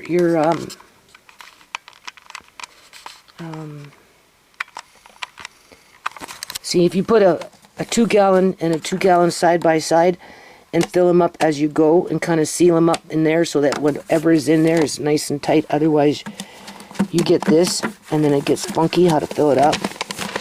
Right? But, you know, at that time I didn't have these. I had that. Right? And I had to do something with it. So, anyway, that's what we did. This is a 1 gallon,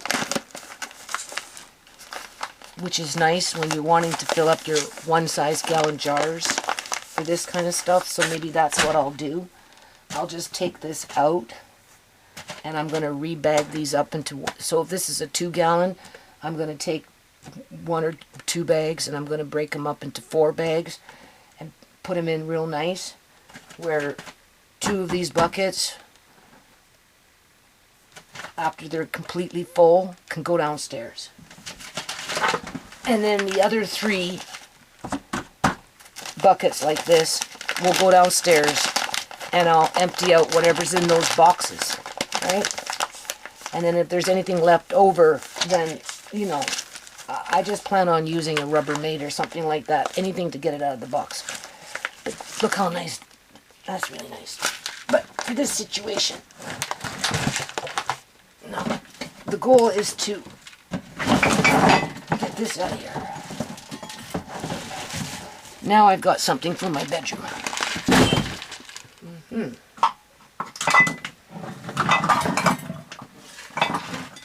Okay. What's this? I don't know what the hell that is.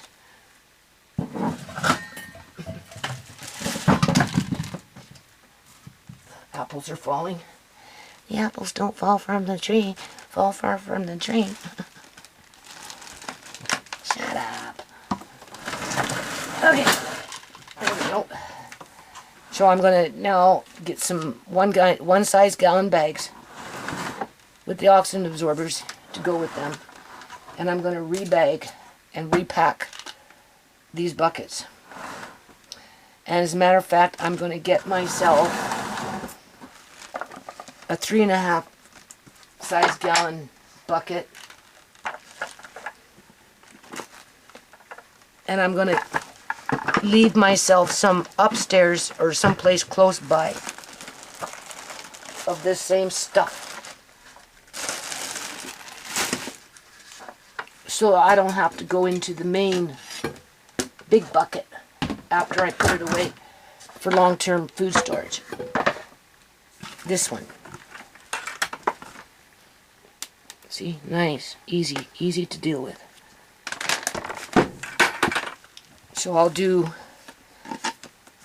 1 gallon of whatever I've got there, and then the rest, 1 gallon, into the 6-gallon buckets that are going to go downstairs. Yeah. Now, Amari, and then the end of this video. So, this is where I'm thinking with Amari. Okay? Because you know I always got Amari on my mind. We know we're going to be, hopefully, cooking turkey legs today. And writing out the recipe. And I'm going to see if I can even weigh out the amount of whatever I'm putting into that beautiful little 10-inch cast iron frying pan, so that at some point I can find the time to get a general idea of the calorie count of the total amount in that pan after we're done cooking it, and then dividing it by 4 to get a general idea of what the calorie count is for that particular meal times 4, right? That's crucial. That's so important. So that's the next video. Just start working on that. But when it comes to this kind of stuff, that's an E.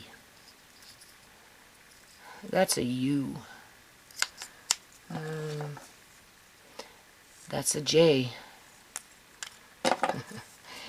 Little Houdini baby, he got into it. He's still awake. That's a Q.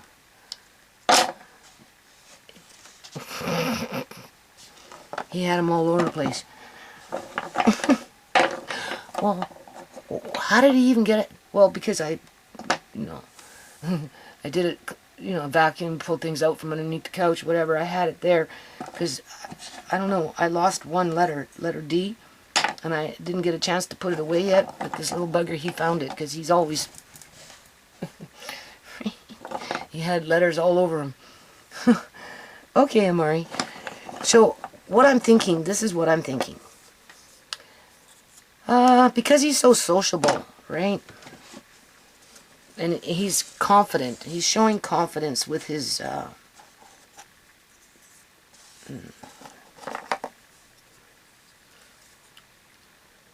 interactions, social interactions, I guess you could say with strangers. Like when I go to the hospital with him, whether it's an emergency situation, if he has a seizure, or like what we did at the children's hospital. If he goes for a fitting for, an ankle bracelet or something, or whatever it is, right? There's some things he doesn't like, and if people approach him and start poking him and moving him, and right, he squawks and he'll right, he'll let them know, right? Or he it depends, right? Depends on what they're doing. Or if he's happy with them, or he wants them to know that he's happy and he's ready to go home, he lets everybody know, but through his vocal sounds that people can't deny. They can't deny that he's happy and healthy and sociable. And interactive, right? So with that said, you know, as I'm dealing with these people at the Child Development Center, you know, they always ask me if I'm going to put him in school. And, you know, at this point it's been no, because certain sounds will trigger a seizure, in my opinion. It has the ability to do that, right? But then on the other hand, I guess you can say it's like my son said, because I talked to my son about taking Amari outside with all this god-awful noise, and it's like kind of concerning because, you know, Andre and I were afraid that it might bring on a seizure. And my son, I guess he took a first aid course or something like that, and he said that, you know, people like Amari, you know, if they have the seizure, the only thing you can really do is just ride through it with them. That is true, right? Some seizures are longer than other seizures. Some seizures require more attention than other seizures. Amari doesn't have a fixed kind of seizure. He has a variety of different types of seizures, with duration of that. You know, it could be two minutes. It could be like this last bout. I don't know. That one was a little different. That one was probably one of the more worse ones, I guess you could say. Right? But then when they go completely lethargic and they just pass right out and they don't even barely breathe, those can be pretty frightening too. So that's what I mean. You don't know what you're going to get until it comes. But with that said, oh my God, here he comes again. What is it with this man? What do you want? Oh, okay. I'm just talking about Amari. Well, at least somebody's using that clothesline. That's good. So anyway, they're always asking me if I'm going to put him in school. And I just never felt he was ready for it, right? And I felt, I don't know. It's not like if he gets hurt or something happens, it's not like he can tell you, right? And you can't even sometimes determine, you know, where his injury is, because it's not like he can tell you. Like when he broke his tibia, you know? I mean, how would we to know it was right there? Right? Anyway. So, I'm considering to at least make inquiries anyway.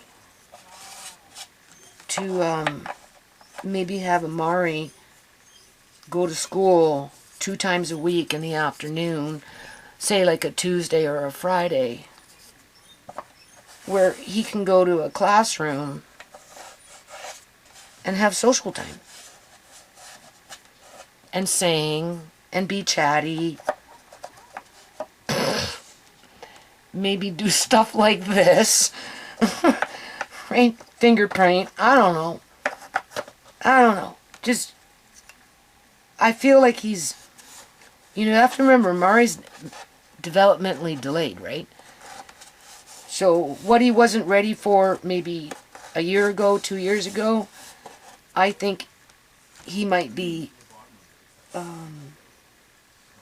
ready to have some new experiences, right? Obviously in a controlled environment where he, quote unquote, should be safe, right? Where he can interact with other people and just be his happy self. Because if the world could be as happy as Amari, seriously, the world would be a better place. So that's what I'm thinking. Just I don't know. Most people would jump at the chance so that they could have free time for themselves. Oh yeah, I'll put them in school 5 days a week, 6 hours a day. I'm free. I can do whatever I want. Right?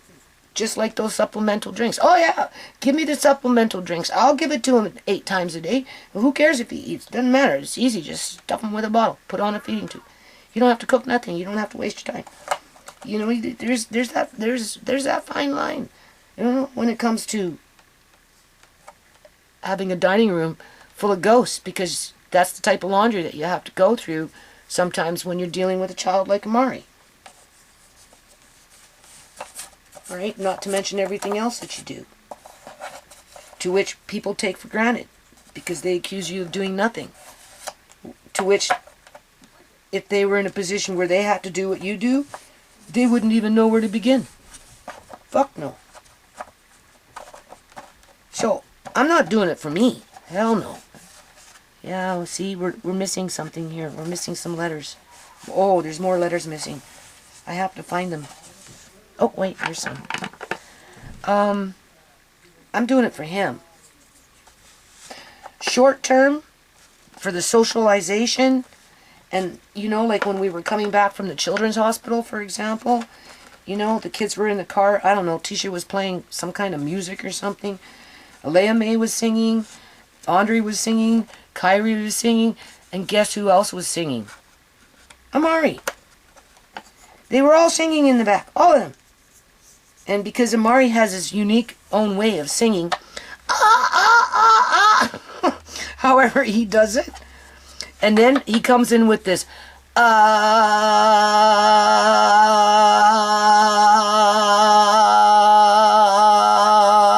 and you think, holy crap, you better breathe, boy. You know what I'm saying?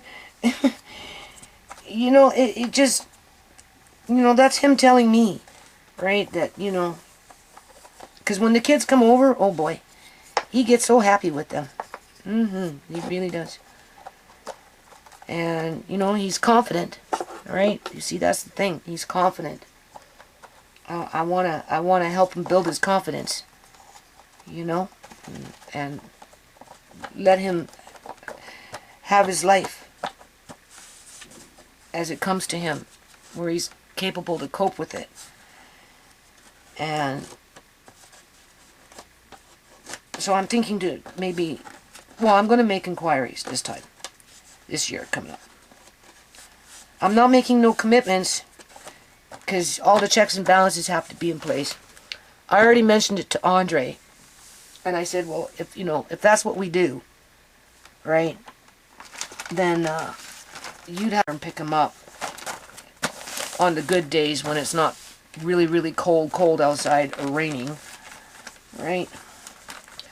And on the days when it's really, really cold or raining, I'd either have to send him in a taxi with Andre, and then I guess Andre would either take a taxi back, which would start to get expensive, or maybe if Marina's around not working or whatever, maybe I can pay her to drive them there. Andre can take them in, right? And then, you know, eventually go back and pick them up and bring them home. Versus having people come to my door and picking them up, and, you know, I'm not ready for that. No. And then what happens is, as I'm thinking about this, I get scared, though, because of what happened to Andre when Andre was forced into daycare because of what was going on with MCFD at that time with Sierra, and then they snatched him illegally in a daycare setting and put my family into a death spiral. And that's when I have to fight in court 22 times over a 15-month period to get Andre back, which is bullshit.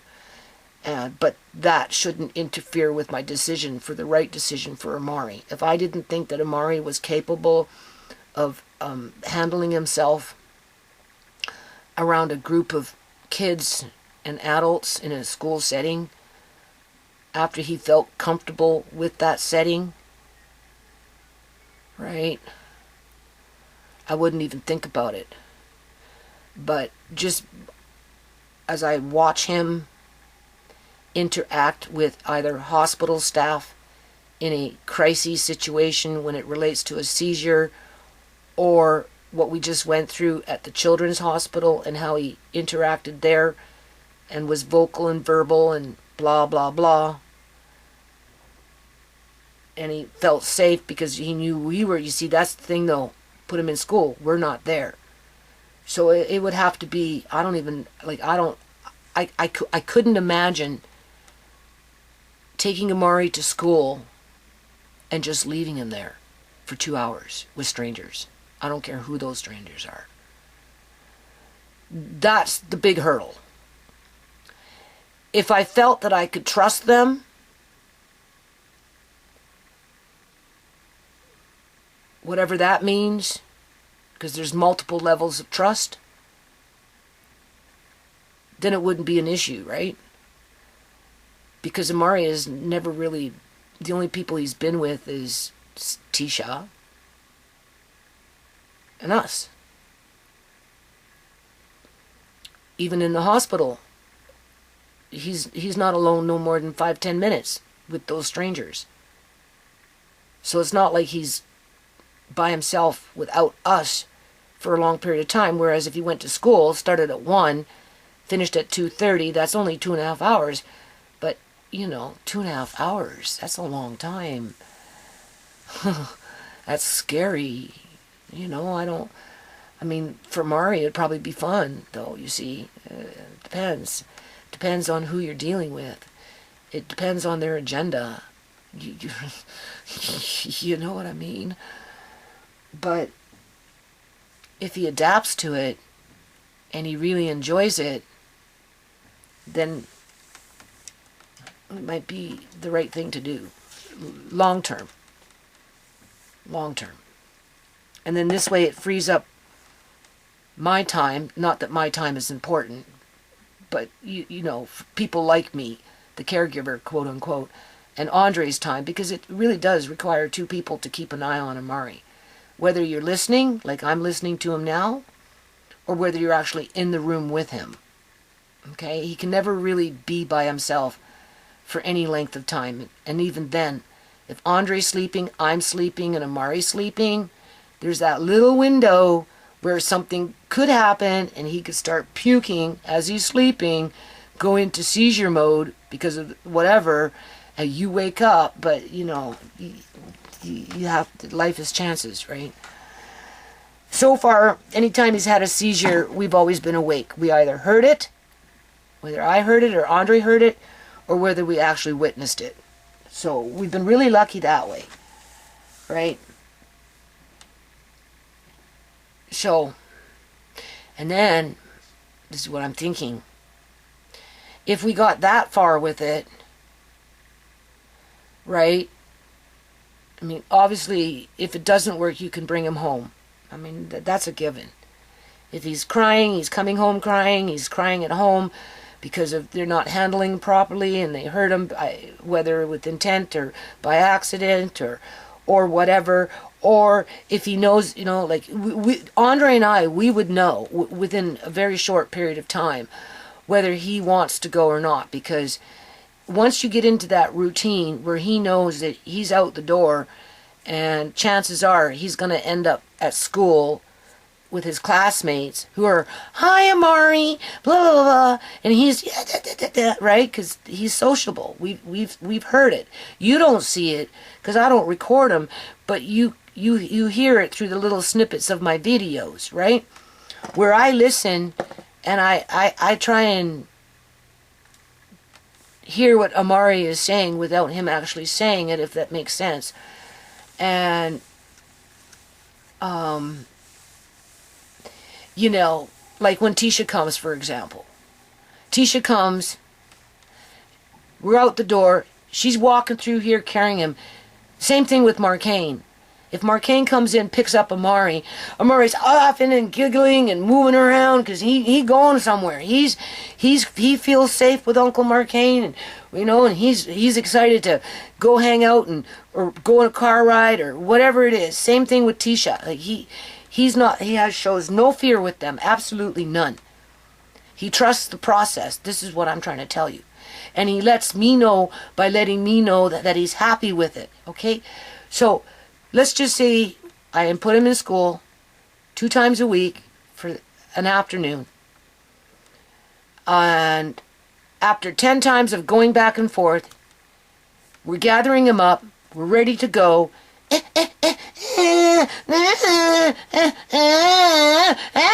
He's fussing. He doesn't want to go. Then that tells me something's wrong. And you think that's funny, eh?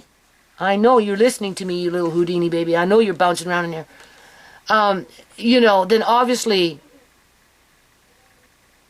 right? Because he's smart. You see, that's the thing. He's going to figure it out, especially if you start using words. Oh, Amari, it's time to go to school. School. He will associate the word school with the action of gathering him up and getting ready to go, put him in the stroller, ready to walk. And if he starts fussing on the way to the walk, he knows where he's going. And if he doesn't like it, he's going to let us know. And that's where I have to pull back and say, no, it ain't working. Blah, blah, blah, blah. I know my grandson, we're going to maybe try it again next year. He's not ready for it this year. And he's going to stay home. But if he's all happy and chatty and can't wait to get there, and as soon as he gets there, he brightens up and everybody's all happy to see Amari, and Amari is being chatty like he is with AlayaMay and Kyrie, and he wants to sing, and then yeah, why not? That would be good for him. That would be good for him. Right? And then, as he matures, you can build in on it, right? It depends, right? I'm not going to be around forever, I mean, like, who knows, right? And then, well, Andre, obviously it's like learning how to grind up his food, right? Like he's, so now that we're up by the elementary school next to the high school, right?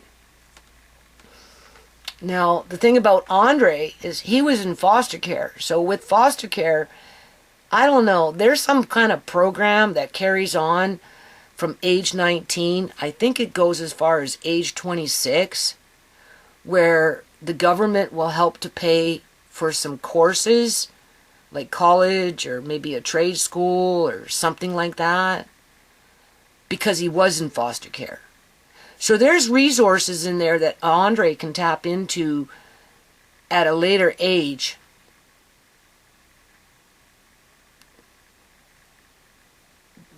Period. He's either going to access them or he's not. Right? So this is what I'm thinking. Okay, you're walking Amari to school back and forth. You're up by the high school. Your buddies are in school. You're not. You're going to be whatever, maybe, who knows, there might come a time maybe when I'll make inquiries with the high school. I'm just being open-minded here, people, where maybe we could sign Andre up with a alternative program that is somewhat homeschooled but yet still connected to this. I don't want him in a resource room. And I don't want him in a portable. You're asking for trouble. Okay? It ain't happening. Having a little structure, maybe, where he's too young to be enrolled in adult learning, right? And he's not a problematic kid where he needs to be isolated with all the other bad kids in a portable, or isolated in a portable with a bunch of kids that are on Ritalin because they have learning disabilities and behavioral problems. I'm not trying to repeat what happened with Sierra, but then on the other hand, if there's something available that could maybe work for Andre, where he could do something part-time through a structured institution called a quote-unquote school, where there's not a lot of high pressure that affects his self-esteem when it comes to academic learning. That might be an idea to consider as well. With the idea that, well, gee, Andre, if you do this, this, and this, by the time you turn 19, 20, with this program that's connected to the government with because of your situation when you were little, you might be able to get your trade school training. I'll just use that for an example. 2 or 3 years of trade school in some sort of field that he chooses that he wants to do, paid for by the government. Whether he's helping to look after Amari or not. Because some of that stuff he could do online. Or do while Amari's in school. And I'm not alive anymore. With my brute henchman son as the overseer. Because you know he ain't gonna do the rigmarole, the daily grind. Have his living room turn into a ghost fest with a bunch of blankets and pillows drying all over the place, right? You know, but he'd oversee everything, right? So I'm just kind of like setting the stage, maybe. That's what I'm thinking. And that's only because of the way Amari reacts to people. And is happy. And makes people around him happy. Because his happiness is contagious. It really is. Very contagious. So if he comes home sad from school, then I know it's not the right choice and I'd have to pull him out. But if he keeps coming back happy, he could be tired because he had a busy 2.5 hours with play. But as long as he's happy, I'll know.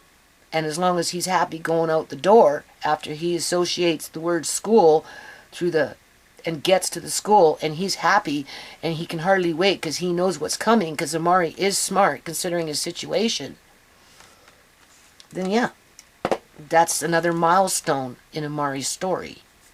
As Andre now is looking around saying, well, if Amari can go to school, why can't I? Because you know it's coming, right?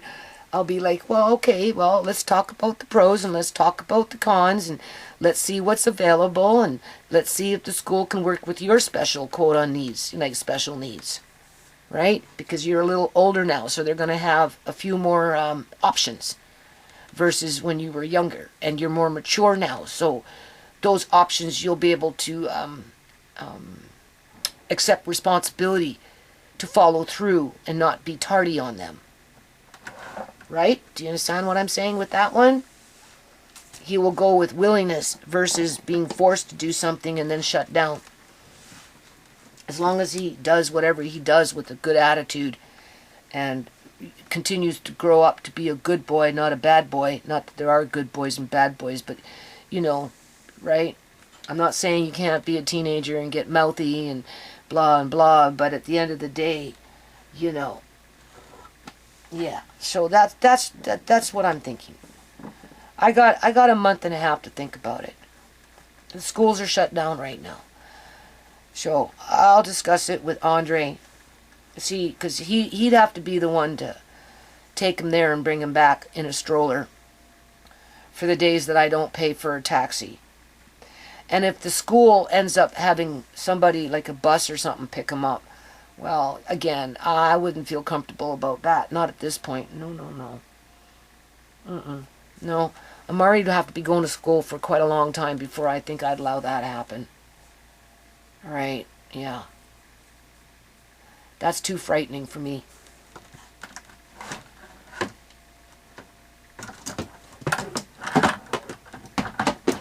At this point. That's not to say I can't adapt and learn to trust the process.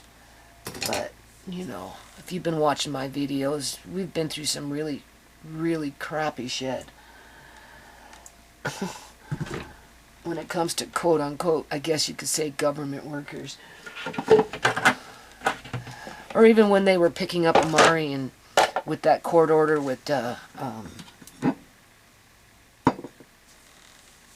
Julian Johnson and those people. Amari was coming home crying.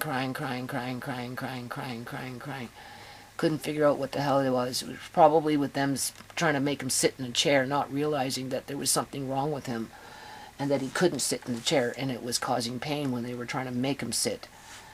Because, you know, they weren't in the position like us where we were learning about the cerebral palsy, where they were coming in late with that knowledge, right?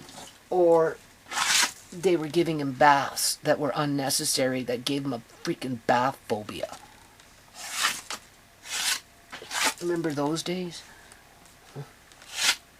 I mean, he might end up picking up a phobia at school.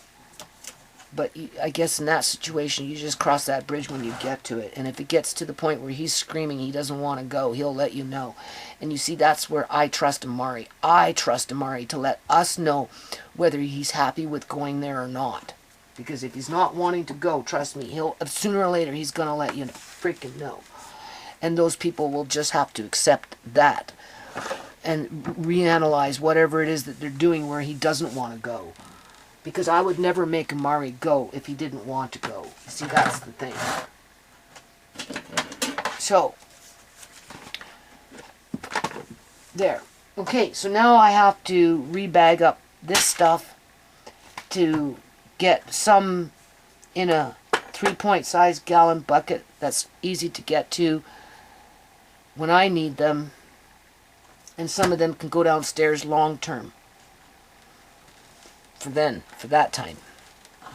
Oh my God. I don't know what time I got up this morning, but I'm already bagging out here. It's 20 to 10 in the morning, and I probably got up at 4:30. Something like that. This is where I get tired. Yeah. But I'm just gonna pace myself through it. You do what you can in a day. Okay? That's what you do. Oh my God. My son. You told me you weren't gonna do that no more. Mom!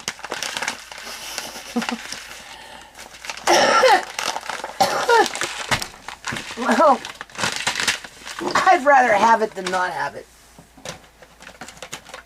So shut up. Yep. Oh, wait till we start using this $1,700 food mill that I bought.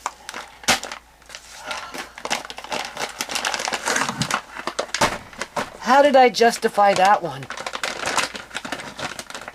$1,700 and some change. So we'll just round it off at 18. 4, 8, 12, 16. I think it was only 1726 or something like that. 1756. Anyway, 4, 8, 12, 16, 20. In 5 months, if I pay $400 a month towards that food mill, I'll have it paid off. And then it will be worth it. And then the only thing I have to worry about is my naive, foolish children, adult children at that, throwing it out in the fucking garbage because they don't realize what they're holding in their hands. And they don't value it because they take bread in the grocery store for granted. Or anything else that they buy in a grocery store for granted because they're too damn lazy to grind it themselves and do food prep to have it on hand. Yeah, well, how about we leave it on that? So what a pathetic life I lead. This is how we're going to leave it. Okay, there's that bucket. There's that bucket. I'm going to get myself another 3.5 gallon bucket. There's that. That's going in my room.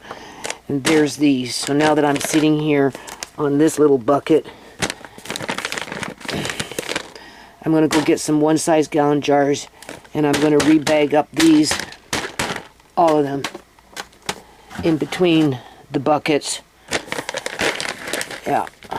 And then if you want to take this off, all you do is take some Vim and you wash it off with Vim. And you still have a good bag.